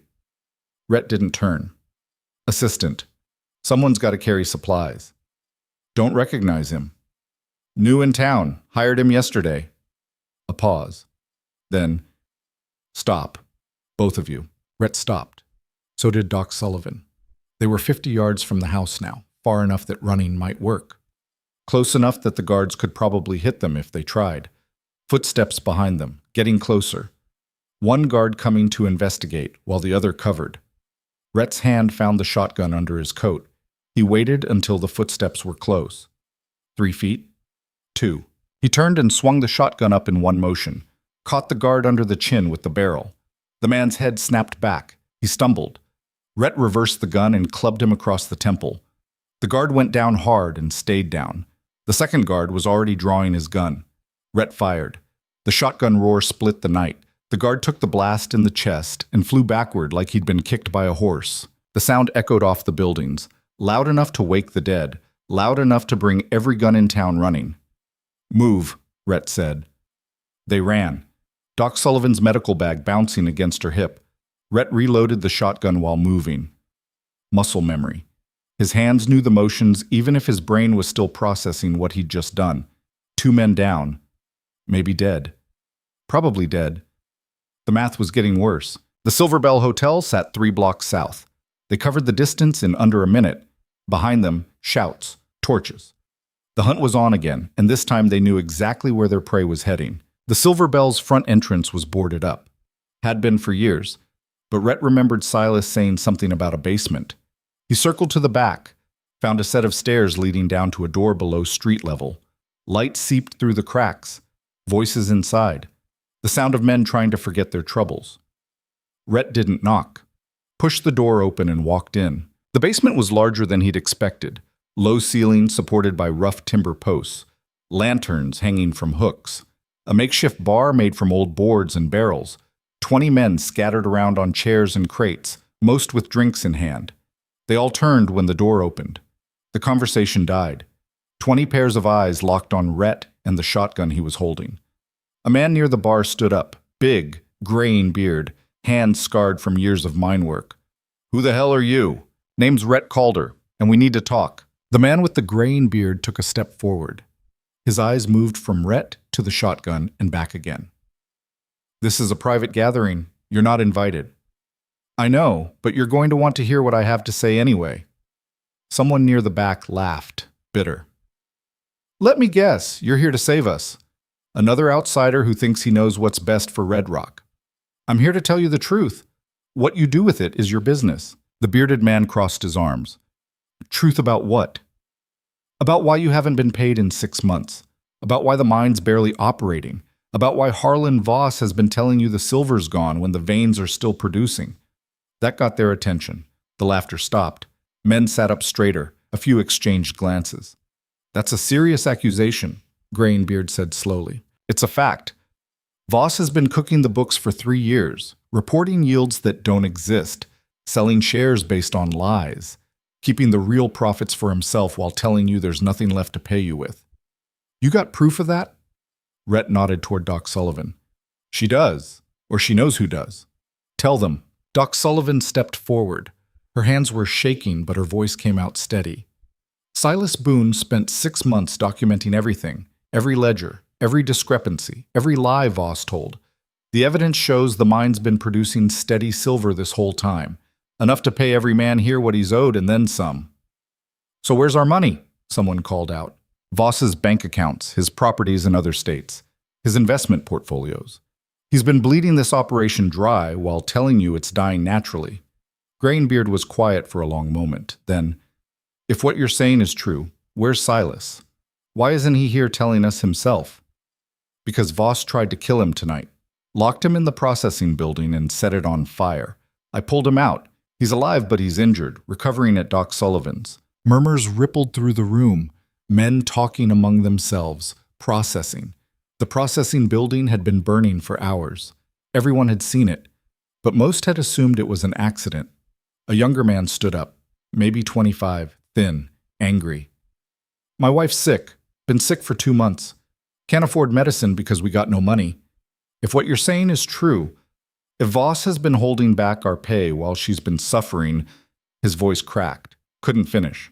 "It's true," Doc Sullivan said quietly. "I've been treating her.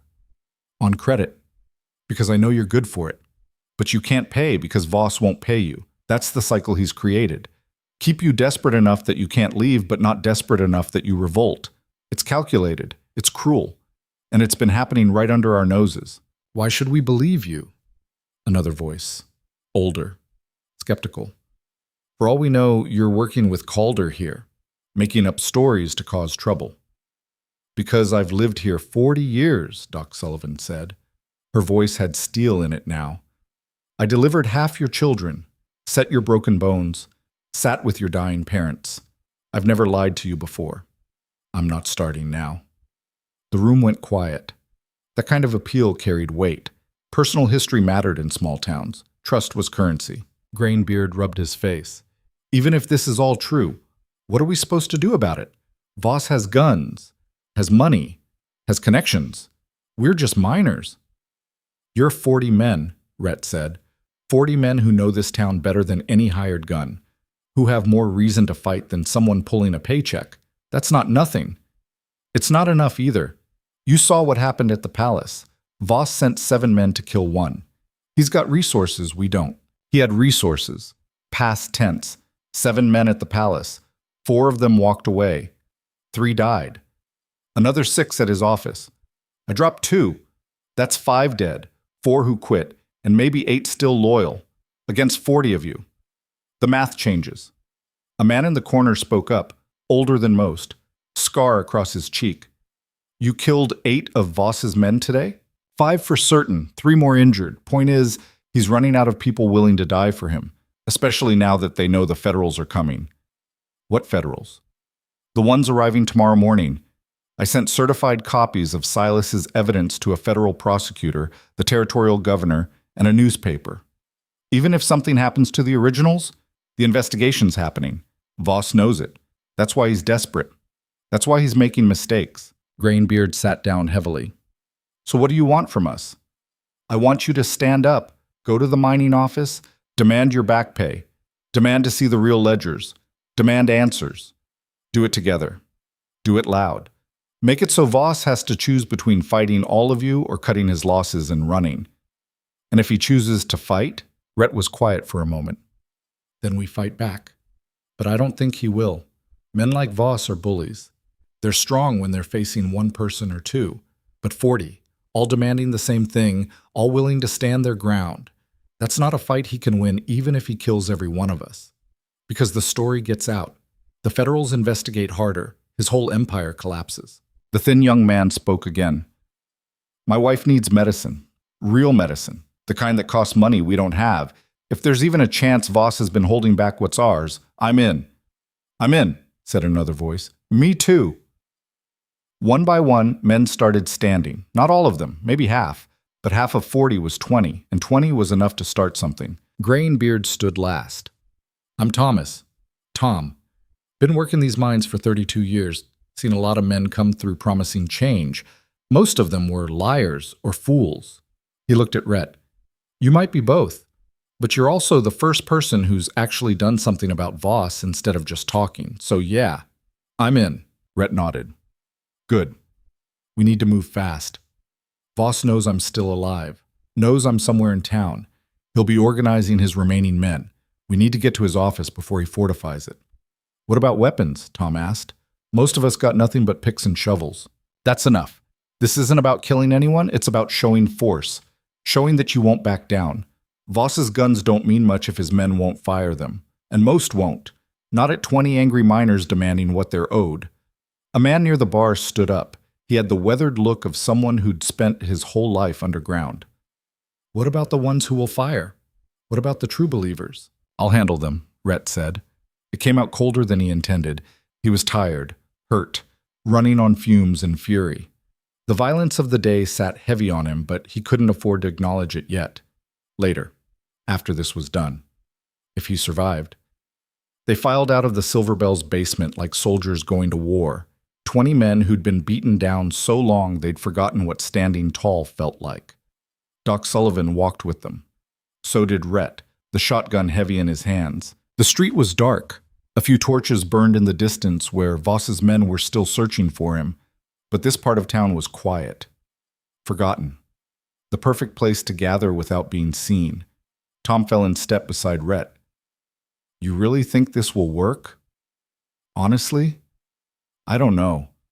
But I know doing nothing means Voss wins, and I'm tired of watching men like him win. You talk like you've seen this before. Different towns, different tyrants, same story. Someone takes power, uses it to hurt people. Everybody knows it's wrong, but nobody does anything because doing something is dangerous, until one day someone decides the danger is worth it. That someone being you? Today it is. They rounded the corner onto the main street. The mining office was visible now, maybe 200 yards ahead, still lit up like a beacon. Rhett could see shapes moving on the porch. Guards, probably 6 or 7. Voss would have called in everyone he still trusted. Tom raised his hand. The men behind him stopped. 20 miners plus Rhett and Doc Sullivan. Against unknown numbers of professional guns. The smart play was to turn around, go home, survive another day. Nobody turned around. "We do this together," Tom said. Not to Rhett, to his men. "Nobody breaks ranks. Nobody runs. We go in there and we stand our ground. Understood?" Murmurs of agreement. Some men gripped their tools tighter. A few looked scared. Most looked angry. The kind of anger that had been building for months and finally had a direction. They started walking, not running, not sneaking, just walking straight down the middle of the street like they had every right to be there. Because they did. The guards on the porch noticed when they were 50 yards out. Rhett saw them stiffen, saw hands go to weapons, saw one of them turn and shout something through the door, 40 yards. The guards spread out, formed a line, 7 of them, all armed, all watching the approaching crowd with the kind of tension that preceded violence. 20 yards. The miners kept walking. Rhett stayed slightly ahead, the shotgun visible now. A statement, 10 yards. The guards raised their weapons, rifles, pistols, all pointed at the crowd. "That's far enough," one of them called out. Rhett recognized the voice. Young voice from the office. He sounded less certain now. "Turn around. This is private property." "This is the mining office," Tom said. His voice carried, strong. "We work the mine. We have business here." "Office is closed." "Then open it." "Can't do that." Tom took another step forward.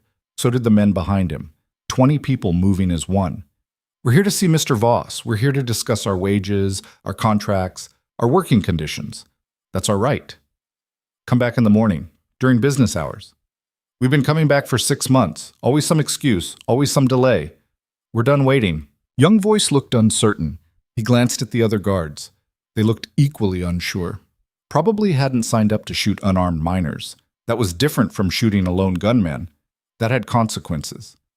The door to the office opened. Voss appeared. His left arm was in a sling.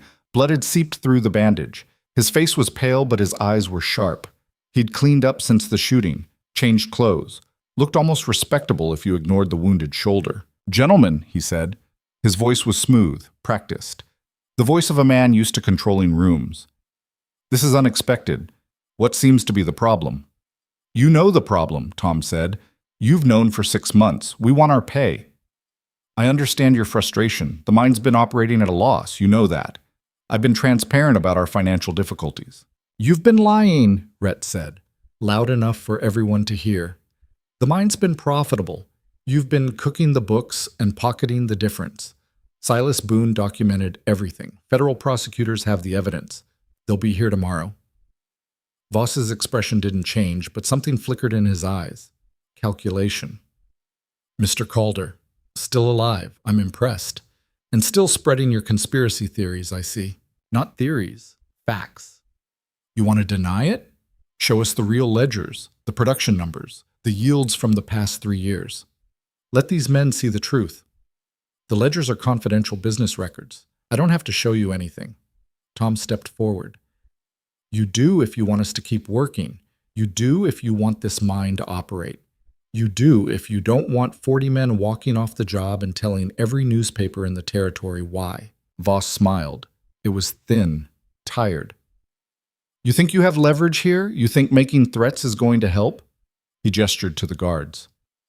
"I have armed men. You have miners with shovels. The mathematics are simple." "Are they?" Rhett asked. "Because I count 7 guards, maybe 8, against 22 of us. Those guards start shooting. They might drop a few, maybe even half. But the other half will get through. And when they do, your guards die. And so do you. That's the real mathematics." The guards shifted uncomfortably. They'd done the same calculation and arrived at the same conclusion. Being on the winning side didn't mean much if you were dead. Voss's smile faded. This is extortion. No, Tom said.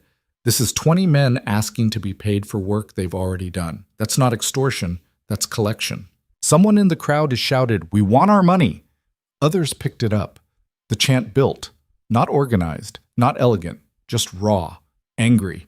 The sound of people who'd been silent too long. Voss raised his hand for quiet. Surprisingly, the chanting stopped. He still had that power. The habit of obedience ran deep. "Very well," Voss said. "You want to see the books? Fine. Mr. Henderson." He turned to one of the guards. "Bring out the main ledger." Henderson hesitated, then nodded and went inside. Tom looked at Rhett. Something was wrong. They both felt it. Voss had given in too easily. Men like him didn't surrender without a fight. Henderson emerged carrying a large bound ledger. Heavy, leather cover. He brought it down the steps and handed it to Tom. Tom opened it, flipped through pages. His frown deepened. He showed it to the man next to him. Then another. The murmurs started. "These numbers," Tom looked up at Voss. "These show the mine operating at a loss, barely producing. Exactly what you said."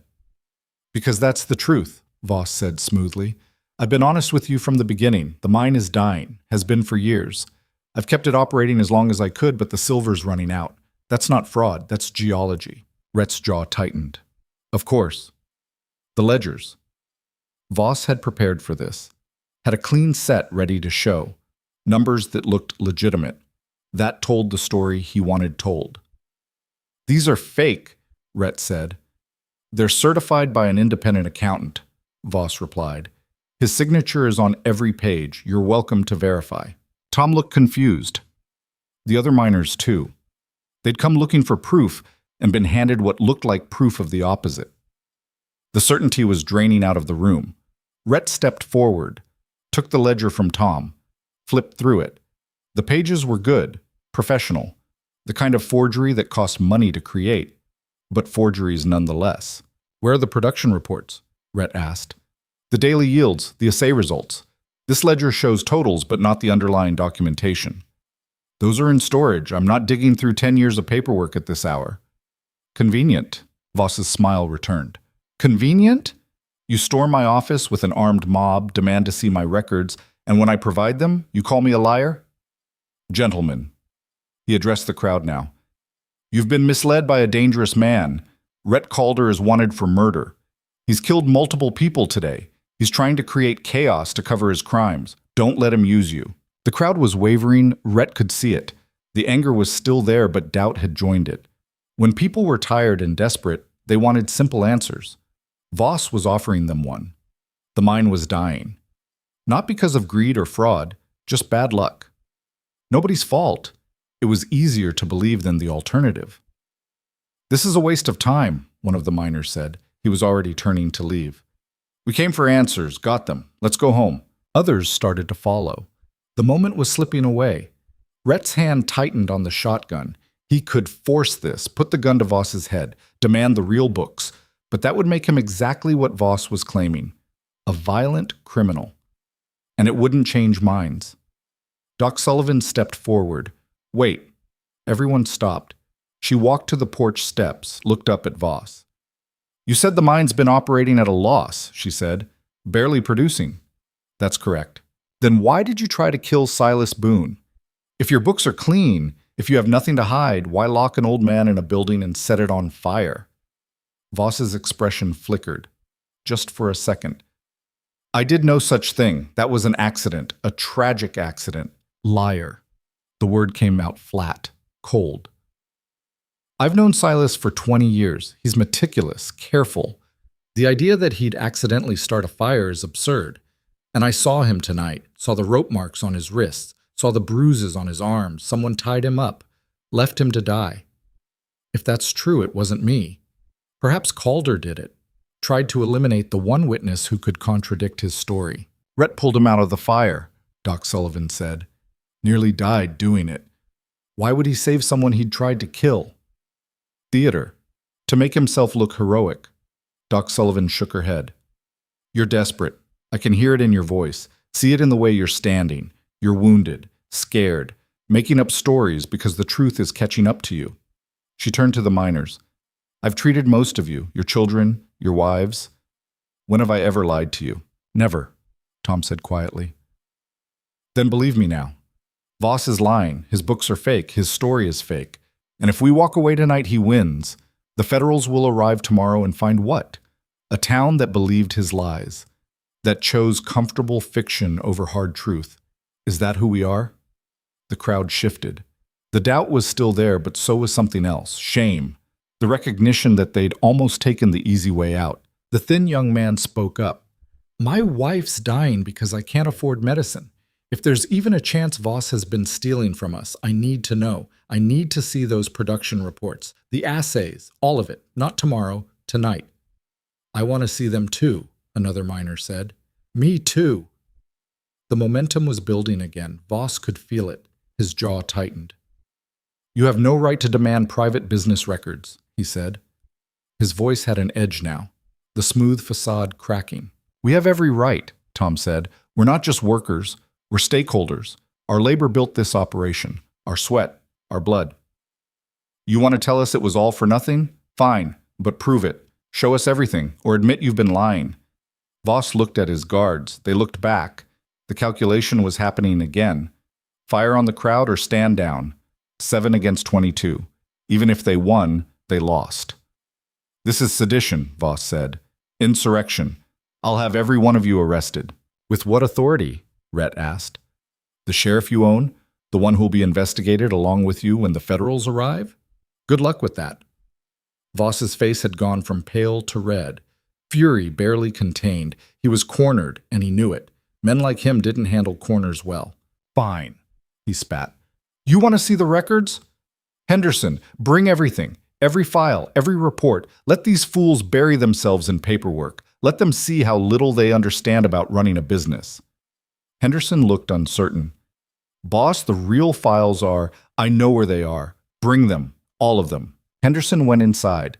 The other guards stayed where they were, hands still on weapons but no longer pointing them. The tension had shifted, still there, still dangerous, but different. Minutes passed. The crowd waited. Rhett watched Voss. The man had agreed too quickly again, which meant another play, another angle. Henderson emerged carrying a wooden file box. Heavy. He set it down on the porch. Voss opened it, pulled out a stack of papers. Production reports, assay results, daily yields going back years. Here, Voss said. He threw the papers at Tom's feet. Sort through them. See if you can make sense of anything. You'll find exactly what I told you. A dying mine, depleted veins, the end of an era. Tom picked up the papers, started looking through them. His frown deepened. Other miners crowded around trying to read over his shoulder. Rhett moved closer. Something was wrong. The papers looked legitimate. Official stamps, signed reports, but the numbers were still showing decline. Steady, consistent decline over 3 years. Too consistent. Rhett had seen production reports before, from mines, from quarries, from any extraction operation. They didn't decline in smooth curves. They jumped, spiked, dropped, reflected the reality of hitting pockets, working through rock, dealing with water. Nature wasn't smooth, nature was chaotic. These numbers were too perfect. These are fake too, Rhett said.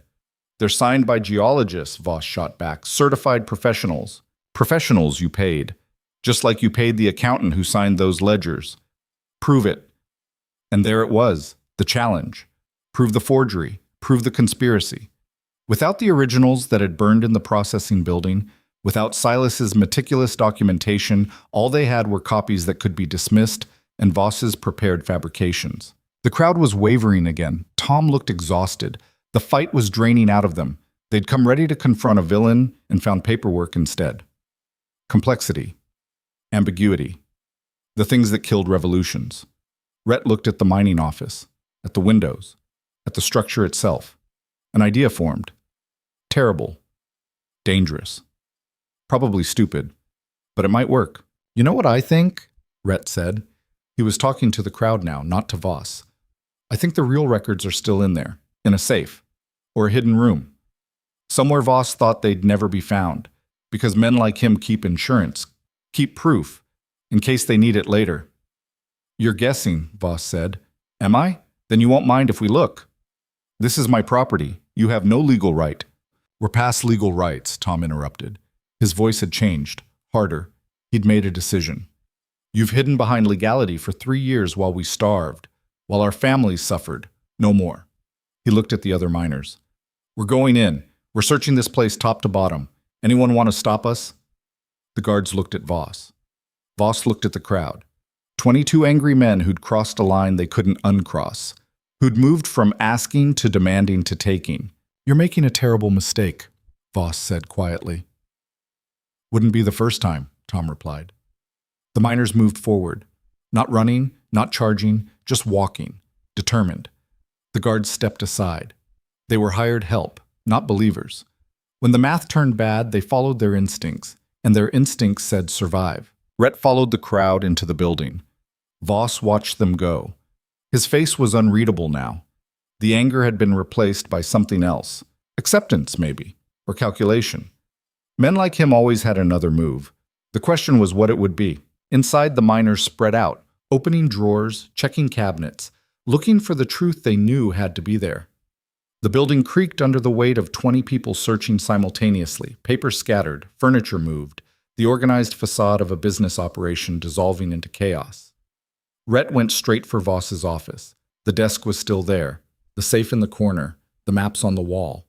He studied the room, thinking, if he had documents to hide, where would he put them? Not the safe. Too obvious. Safes could be cracked, not the filing cabinets. Too accessible. He looked at the floorboards, at the walls, at the ceiling. Standard construction. Nothing unusual. Except there. Behind the map of the mine workings, the wall looked slightly different, newer paint, less faded, like someone had patched something. Rhett pulled down the map. Behind it was a section of wall maybe 2 feet square. He pressed on it. Hollow sound. He pulled his knife and worked the blade into the seam, pried. The panel popped free. Behind it was a metal box. Rhett pulled it out. Heavy. Locked. He carried it to the desk and used the knife to force the lock. It took 3 tries, but finally the mechanism gave. Inside were papers. Real papers. Original ledgers in Silas's handwriting, production reports with actual stamps and dates. Assay results that showed veins still rich with silver. Page after page of evidence showing exactly what they'd suspected. Voss had been lying. The mine was productive. The money was there. He'd just been stealing it. Tom, Rhett called out. Tom came running, looked at the papers. His face went through the same journey Rhett's had. Shock, anger, vindication. This is it, Tom breathed. This is everything. Other miners crowded in, passing papers around, reading, understanding. The quiet rage that filled the room was almost tangible. Outside, someone shouted. Then a gunshot. Everyone froze. More shots. Rapid fire, coming from the street. Rhett ran to the window. What he saw made his blood run cold. Voss had called in reinforcements, not just a few men, an army. Maybe 20 riders, armed, professional.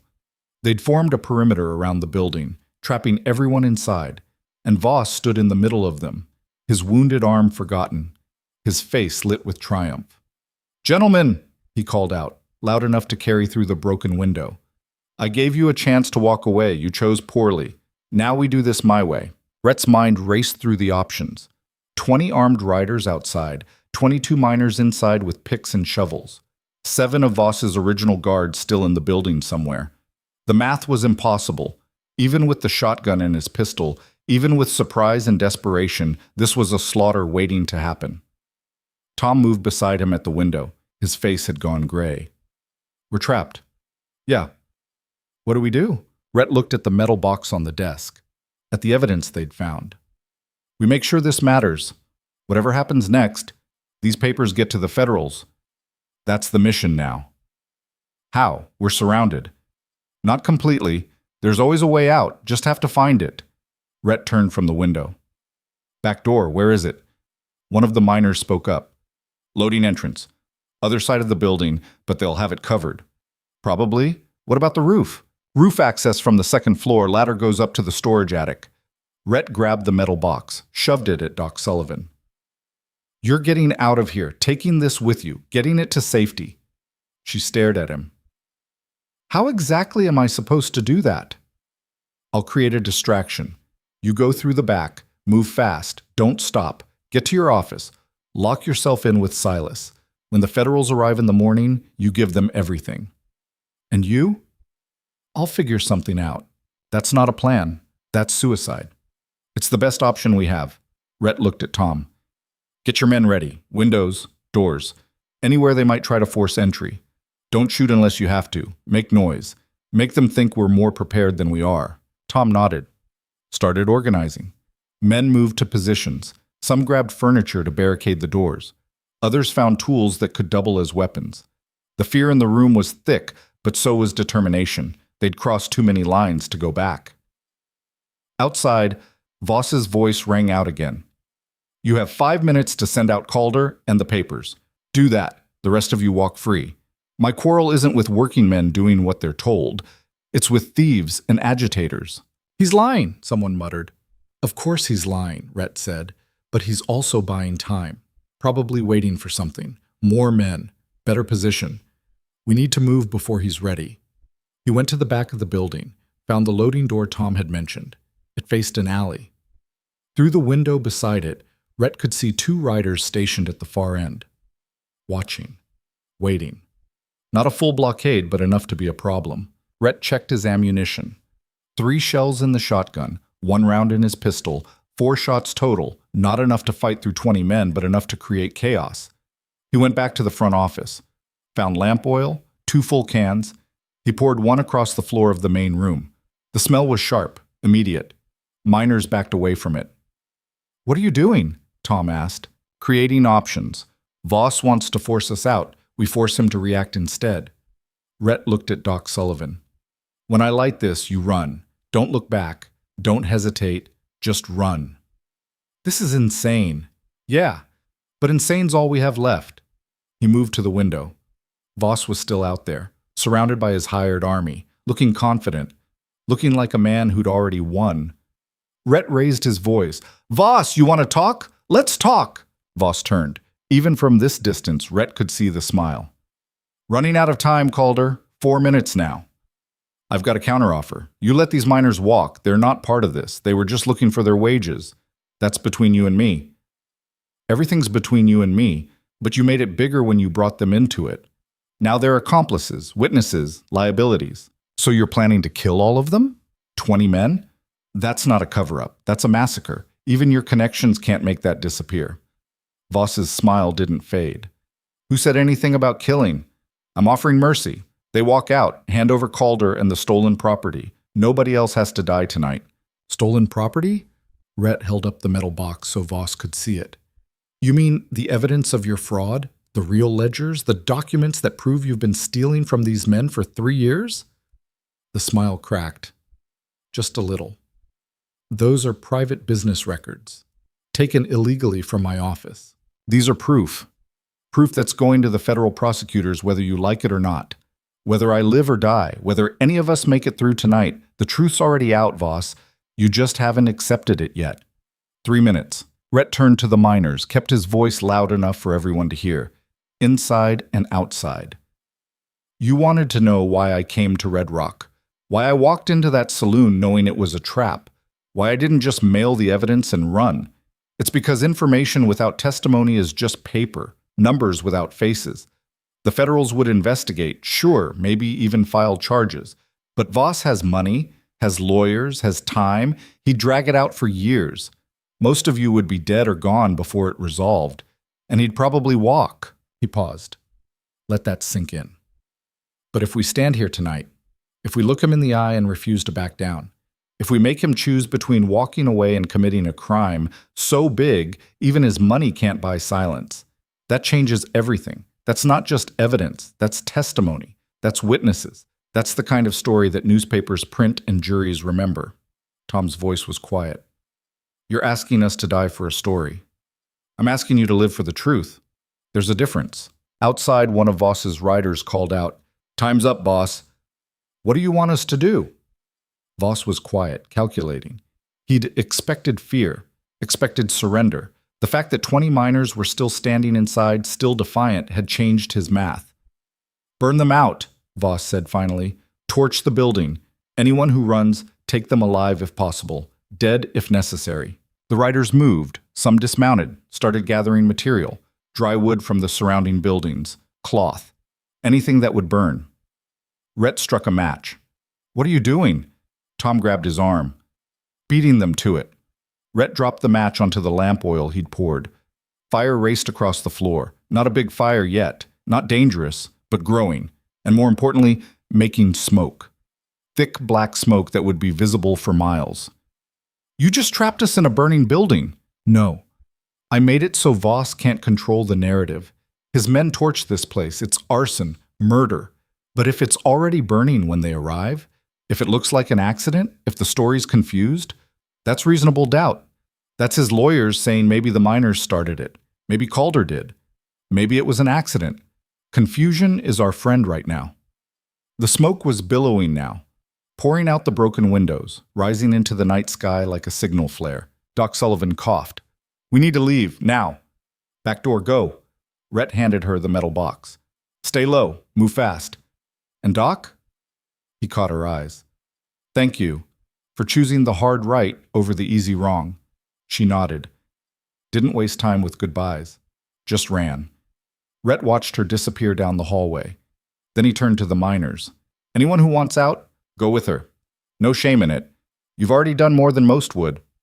Nobody moved. Tom grinned. It looked wrong on his weathered face, too wild, too desperate. "We came here to get paid. Figured we might as well earn it." The fire was spreading. Not fast, but steady. The smoke was worse, thick enough to make breathing hard. Rhett moved to the front window. Through the haze, he could see Voss's men approaching the building, torches in hand. Then they saw the smoke, the flames. They stopped. Confusion. Exactly what Rhett wanted. Voss was shouting orders, hard to hear through the smoke and the crackling of the growing fire. But his body language said it all. Anger, frustration, loss of control. Rhett aimed the shotgun through the window. Didn't fire, just let them see it. Let them know that anyone who got too close would pay for it. The riders backed up, forming a wider perimeter, waiting. The building was burning. Everyone inside would have to come out eventually. They just had to wait. But waiting meant witnesses, meant time for other people to notice. The smoke plume was visible across the whole town now. People would be waking up, looking, asking questions, and Voss couldn't kill an entire town. "We need to get to the roof," Rhett said. "Fire's going to force us out soon anyway. Might as well do it on our terms." They moved as a group, up the stairs to the second floor. The smoke was lighter here, but the heat was building. Rhett could feel it through the floorboards. The fire was consuming the first floor faster than he'd expected. The old wood was dry, hungry for flame. The ladder to the attic was narrow, only one person at a time. Tom went first, then the other miners. One by one, climbing into darkness. Rhett went last. Below him, the building groaned, load-bearing timbers starting to fail. He climbed fast, hands slipping on the rungs, sweat or soot or blood, he couldn't tell anymore. The attic was barely 5 feet tall, cramped, hot, but there was a hatch leading to the roof. Tom was already pushing it open. Cool night air rushed in, sweet and clean after the smoke. They emerged onto the roof like miners coming up from a deep shaft, gasping, coughing, alive. The view from up here was surreal. Red rock spread out below them, dark buildings, empty streets, and in a ring around the mining office, 20 riders on horseback, torches burning, weapons ready, waiting for their prey to emerge. But they weren't looking up. Tom laughed. It came out broken. Half cough, half hysteria. "Now what? We fly?" "Next building's maybe 12 feet away," one of the younger miners said. "We could jump." "In the dark? Across a gap we can barely see? That's suicide. Staying here's suicide too. Fire's going to reach us in maybe 5 minutes." Rhett looked at the gap. It was wide, too wide for comfort, but the miner was right. The alternative was burning or surrendering. Both meant death. "We make a bridge," Rhett said. "Out of what?" "Attic had support beams, loose timber. We pull some planks, lay them across the gap, one at a time. We cross." It wasn't a good plan. It was barely a plan. but it was something. They went back down into the attic. The heat was intense now. The fire had reached the second floor. They had minutes, maybe less. Working in near darkness, they pulled loose boards, found a beam that was 12 feet long, dragged it to the roof hatch. The smoke followed them up, black and choking. 3 men manhandled the beam onto the roof, positioned it across the gap. It reached, barely, both ends resting on roof edges with maybe 6 inches of overlap on each side. "That'll never hold," someone said. "It has to," Rhett replied. The youngest miner went first, crawled across on his hands and knees. The beam sagged in the middle, but held. He made it to the other side, turned and waved. One by one, they crossed. Some on hands and knees, some standing and running across in 3 quick steps. Each one a gamble. Each one a prayer to luck or fate, or whatever kept people alive when they probably shouldn't be. Tom went second to last. He was heavier than the others. The beam groaned, cracked, but didn't break. He made it across, breathing hard. Rhett was last. Behind him, the mining office was fully engulfed, flames shooting through the roof. The hatch they'd come through was a square of pure fire now. Another minute, and he'd have been trapped. He stepped onto the beam. It shifted under his weight. The shotgun made him awkward, off balance. He took another step. The beam cracked louder. He could feel it starting to give. He ran. 3 steps. The beam broke on the third. His foot went through empty air. He lunged forward, grabbed the edge of the opposite roof. His fingers found purchase, held. Tom grabbed his arms and pulled. Rhett rolled onto the roof, lay there gasping. Behind him, the beam fell. It landed in the alley below with a crash that was lost in the roar of the fire. They were across, safe for the moment. The building they were on now was the old surveyor's office, dark, empty, but it offered a path down that didn't involve Voss's men. Below, chaos was erupting. The mining office was an inferno now, drawing attention from across the town. People were emerging from houses, watching. Some were heading toward the fire, others staying back. But all of them seeing, all of them witnesses. Voss was in the street, shouting at his men, trying to maintain control. But control was slipping. The story had gotten away from him. A burning building in the middle of town. 20 miners missing. Bodies or survivors? Nobody knew. And that uncertainty was poison for a man who needed certainty. Rhett and the miners climbed down through the surveyor's office, found a side door that opened onto a different street. They emerged into relative darkness, away from the fire, away from the riders. Tom looked at Rhett. "What now?" "Now we wait. Sun comes up in maybe 3 hours. Federals arrive shortly after. We stay hidden until then. Stay quiet. Stay alive." "And Voss?" "Voss is done. He just doesn't know it yet." They scattered, small groups, heading to different safe houses. Friendly homes. Places Voss's men wouldn't think to look. Rhett went with Tom and 2 others. They made it to a small house on the eastern edge of town. The door opened before they could knock. An old woman stood there, 80 if she was a day, face like crumpled paper, but her eyes were sharp. "Thomas? About time you did something." "Sorry, Mrs. Brennan." Martha Brennan, the woman from the street, the one who'd told Rhett he was making a mistake. She looked him up and down. "Didn't die. Surprising." "I'm resilient." "You're lucky. There's a difference." She stepped aside. "Get in, all of you, before someone sees." Inside was warm, clean, smelled like bread and old wood. She pointed to chairs. "Sit, I'll make coffee. You look like you need it." They sat. The adrenaline was wearing off now, leaving exhaustion, pain. Rhett's ribs ached. His hands were blistered from the hot ladder. His lungs felt raw. But he was alive. They all were. Martha brought coffee. Real coffee. Strong and bitter. Rhett drank it gratefully. "The fire," she said. "That was you?" "Yeah. Voss won't forgive that. Won't forgive any of this. Voss won't have a choice. By sunrise, everyone in Red Rock will know what happened tonight. Know he tried to burn 20 men alive. Know he's been stealing. Know the Federals are coming. His power's based on fear and secrecy. Both are gone." Martha sat down heavily. "You really think it's that simple? That truth wins and tyrants lose?" "No. I think truth gives people a choice. What they do with it is up to them. But at least they'll have the choice." She was quiet for a long moment. Then, "My husband worked in those mines for 30 years, died of lung rot when he was 52. Voss sent flowers to the funeral, gave a speech about sacrifice and duty, never mentioned that safety equipment cost money he didn't want to spend, never mentioned that the ventilation system hadn't been updated in a decade. Just flowers and pretty words. I'm sorry. Don't be sorry. Be successful. Make this mean something. Because if you fail, if Voss walks away from this, then my husband died for nothing. All of them died for nothing." The weight of that settled over the room. Rhett understood what she was saying. This wasn't just about justice or revenge or even the truth.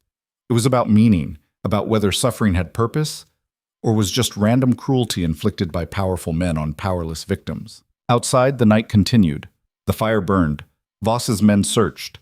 And across Red Rock, people whispered in the darkness, telling stories, sharing rumors, building a narrative that Voss couldn't control. By the time the sun started to gray the eastern sky, the whole town knew about the confrontation, the fire, the miners who'd stood up, the evidence that had been found. Details were confused, contradictory, but the core story was consistent. Harlan Voss had been stealing, and someone had finally called him on it. Rhett stood at Martha's window, watching the dawn. The mining office was rubble now, still smoking, but the flames were gone. Voss's men had pulled back, regrouped at the northern edge of town, waiting. For what? Rhett couldn't say. Then he saw them, riders approaching from the south, 6 men on horseback, moving with purpose. They wore badges, federal marshals. They'd arrived early. Rhett felt something release in his chest, relief so profound it was almost painful. They'd made it. Against odds that should have been impossible, they'd survived long enough for help to arrive. "Tom," he said quietly, "go get the others. Bring them to Doc Sullivan's office. It's time." Tom left at a run. Rhett stayed at the window, watching the marshals ride into town, watching Voss's men see them, watching the calculation happen in real time. Fight federal marshals or run. It wasn't much of a choice. One by one, Voss's riders broke off, heading in different directions, disappearing into the morning, hired guns who'd decided the pay wasn't worth federal prison. By the time the marshals reached the center of town, only 3 men remained with Voss. Rhett left Martha's house, walked openly down the street. The marshals saw him. Hands went to weapons, but they didn't draw. The lead marshal was older, gray hair, scars on his face that said he'd earned his badge the hard way. He looked at Rhett, at the shotgun, at the dried blood and soot. "You called her?" "I am." "Federal Marshal Wade Garrett. Got a telegraph yesterday about fraud, murder, various crimes. Telegraph said you'd have evidence." "I do. So does Silas Boone, so does Doc Sullivan, and so do 20 miners who can testify about what happened here." Garrett nodded slowly. "And the burning building?" "Self-defense. Voss tried to burn us out. We beat him to it." "That's going to need some explaining. I've got all day." Garrett looked past Rhett to where Voss stood, still surrounded by his last 3 loyal men, still trying to maintain dignity. "Mr. Voss," Garrett called out, "need to have a word with you." Voss walked forward. He'd cleaned up again, fresh clothes, fresh bandage, looked almost respectable if you ignored the exhaustion around his eyes. "Marshal, this is highly irregular. I wasn't informed of any federal investigation. Investigation started when we received credible evidence of fraud. That evidence came from Silas Boone, corroborated by Rhett Calder, and apparently confirmed by documents seized last night. Those documents were stolen from my office during an illegal raid. Documents can't be stolen if they're evidence of a crime. That's not theft. That's discovery." Voss's jaw tightened. "I want my lawyer." "That's your right. In the meantime, you're under arrest. Fraud, embezzlement, attempted murder. We'll add charges as we investigate. This is a mistake, a terrible mistake. I have connections, political allies. You can't just, I can, and I am." Garrett gestured to his men. They moved forward, produced handcuffs. Voss looked at Rhett. His face was pale, all the confidence gone, replaced by something ugly, bitter. "You destroyed everything," Voss said. "For what? Principle? Justice? You think anything will actually change?"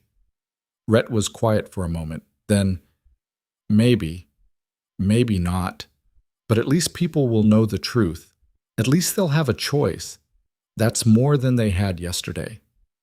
The truth doesn't feed families, doesn't put food on tables. I gave these people jobs, purpose. Without me, this town dies. This town was already dying. You were just profiting from the corpse. Rhett stepped closer. You want to know the difference between you and me? You think power is about control, about making people need you. I think power is about giving people the tools to save themselves. You built a cage and called it security. I just opened the door. Voss spat. Poet, philosopher. Doesn't matter. You'll be forgotten in a week. I'll be remembered for decades. You're probably right, but you'll be remembered as a thief, as the man who tried to burn 20 miners alive to cover his crimes. That's your legacy. Enjoy it. The marshals led Voss away. He went quietly in the end. Men like him always did once the game was truly over. All the bluster and threats evaporated when actual consequences arrived. The miners emerged from their hiding places. Doc Sullivan appeared with Silas. The old man looked better, still weak but standing on his own. He saw Rhett and smiled. Told you it would work, Silas said. No, you didn't. You told me I was an idiot. Same thing. Marshal Garrett spent the next 3 hours taking statements, examining evidence, building his case. The metal box Rhett had found became the centerpiece. Original ledgers, real production reports, proof that couldn't be dismissed or explained away. By noon, the story was spreading beyond Red Rock. Telegraph lines humming, newspapers taking notes. The tale of a mining town that had stood up to corruption and won. Rhett sat on the steps of Doc Sullivan's office, exhausted, hurting, but satisfied in a way that was hard to articulate. He'd come to Red Rock to deliver evidence. Mission accomplished. Everything else had been improvisation. Tom sat down beside him. The marshal says we'll get our back pay. Federal receivers will audit everything. Might take months, but we'll get what we're owed. Good. More than good. It's everything. Tom paused. What you did? Coming here? Standing up? Most men would have just mailed the evidence and run. Most men are smarter than me. Maybe. But the world needs a few fools willing to stand in the fire. Tom stood up, offered his hand. Thank you. For whatever it's worth. Rhett shook it. It's worth plenty. The miners gathered their families, started making plans. The mine would reopen under new management, federal oversight until a proper owner could be found. The work would continue. Red Rock would survive, maybe even thrive. Silas approached as the sun started its descent toward evening. The old man moved carefully, each step measured. But there was life in his eyes that hadn't been there before. You're leaving, Silas said. Not a question. Yeah, my horse is probably 3 towns over by now, but I'll find her. She's smart that way. Where will you go? Don't know. Somewhere that needs help. Somewhere truth matters more than power. That could be anywhere. Exactly. Silas handed him an envelope. Heavy. The miners took a collection. Said you earned it. Rhett opened it. Cash. More than he'd seen in months. He tried to hand it back. This is their money. Their back pay. They'll get theirs. This is separate. Call it a bonus for services rendered. For standing in places most people won't. For doing things most people can't. Rhett pocketed the envelope. Not because he needed the money, but because refusing would dishonor the gesture. You going to be okay? Me? I'm 73 years old. I documented fraud for 6 months. Nearly died in a fire. Helped bring down a corrupt empire. If I die tomorrow, I'll die satisfied. Silas smiled. Besides, someone needs to make sure the Federals don't mess this up. Someone who knows where all the bodies are buried. Metaphorically speaking. Metaphorically. Mostly. They stood together watching the town. Red Rock looked different in the evening light. Less desperate. Like maybe it had remembered how to hope. You know what I learned? Silas said after a while. All those months documenting Voss's crimes, watching people suffer, feeling powerless. What? That information without courage is just noise. I had the evidence for months. Did nothing with it because I was scared. Too old. Too weak. Too smart to take on someone with Voss's power. He looked at Rhett. Then you showed up. Did every stupid, dangerous, impossible thing I'd convinced myself couldn't be done. And it worked. Not because you were stronger or smarter, but because you were willing. Willing to be an idiot, you mean? Willing to stand when everyone else was kneeling. That's not idiocy. That's courage. And courage is contagious. You showed 20 miners they could fight back. They showed the whole town. The whole town will show other towns. That's how change happens. Not through perfect plans or overwhelming force. Through one person deciding that enough is enough. Rhett didn't know what to say to that, so he said nothing. Just stood with Silas and watched Red Rock breathe. As the sun touched the horizon, painting everything in shades of amber and gold, Doc Sullivan appeared. She had a basket. Food, bandages, practical items for a man about to travel. "You'll need these," she said. "And you'll need to change those bandages every day. The burns on your hands will get infected if you don't." "Yes, ma'am." "I'm serious. Infection kills more men than bullets." "I believe you." She set down the basket, looked at him properly. "You could stay, help rebuild, make sure this actually sticks. You don't need me for that? You've got Tom, Silas, 20 miners who learned they're stronger than they thought. Red Rock will be fine. Will you?"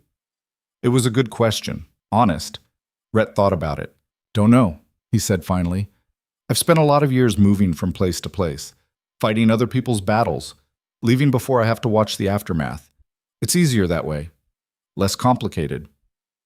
"Easier isn't the same as better." "No, but it's familiar, and sometimes familiar is enough." Doc Sullivan nodded. She understood. "If you're ever back this way, there's a place for you, a home if you want one." "I'll remember that." She left him the basket and walked away. Back to her practice. Back to healing the people who remained. Rhett sat on those steps until full dark. Then he stood, shouldered the basket, started walking south, away from Red Rock, away from the battles he'd fought and the fires he'd started. But the thing about fire is it spreads.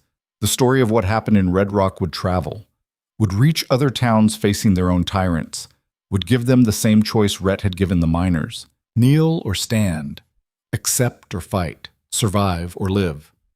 Most would choose survival. That was human nature. But a few, maybe just a handful, would choose to live, would choose to stand. And those few would start their own fires, would burn down their own corrupt empires, would learn the same lesson Rhett had learned years ago. That power unchallenged becomes tyranny. That silence in the face of injustice is complicity. That sometimes the only way to change the world is to stand in the middle of it and refuse to move. It wasn't easy, it wasn't safe. It definitely wasn't smart. But it was necessary. And sometimes necessary was enough. Rhett Calder walked into the darkness. Behind him, Red Rock settled into its first peaceful night in 3 years. Ahead of him, somewhere in the vast territory, another town was suffering under another Voss. Another group of people was waiting for someone to show them that resistance was possible. He'd find them. Eventually. He always did. Because some men were built for settling down, for putting down roots and building lives and watching children grow. And some men were built for the spaces between, for the hard choices and the dangerous stands and the moments when someone needed to step forward and say no more. Rhett knew which kind he was. Had known since the first time he'd stood up to power and survived. It wasn't a calling, wasn't destiny, just a recognition of where his skills fit in the world, where he could do the most good even if that good came wrapped in violence and fire. The stars were out now, infinite, indifferent. Rhett had never been much for philosophy or religion, didn't need cosmic meaning to justify his choices. The meaning was in the doing, in the miners who would get paid, in the families who would eat, in the children who would grow up in a town that remembered it could fight back. That was enough. That was everything. He walked through the night, following stars and instinct toward whatever came next. His ribs ached, his hands hurt, his lungs still burned from smoke. But he was alive. Red Rock was free. And somewhere out there, another town was waiting for someone to show them that impossible was just a word powerful men used to keep weak men quiet. Rhett Calder was done with quiet. The road stretched ahead, dark, uncertain, full of danger and possibility in equal measure. He smiled and kept walking.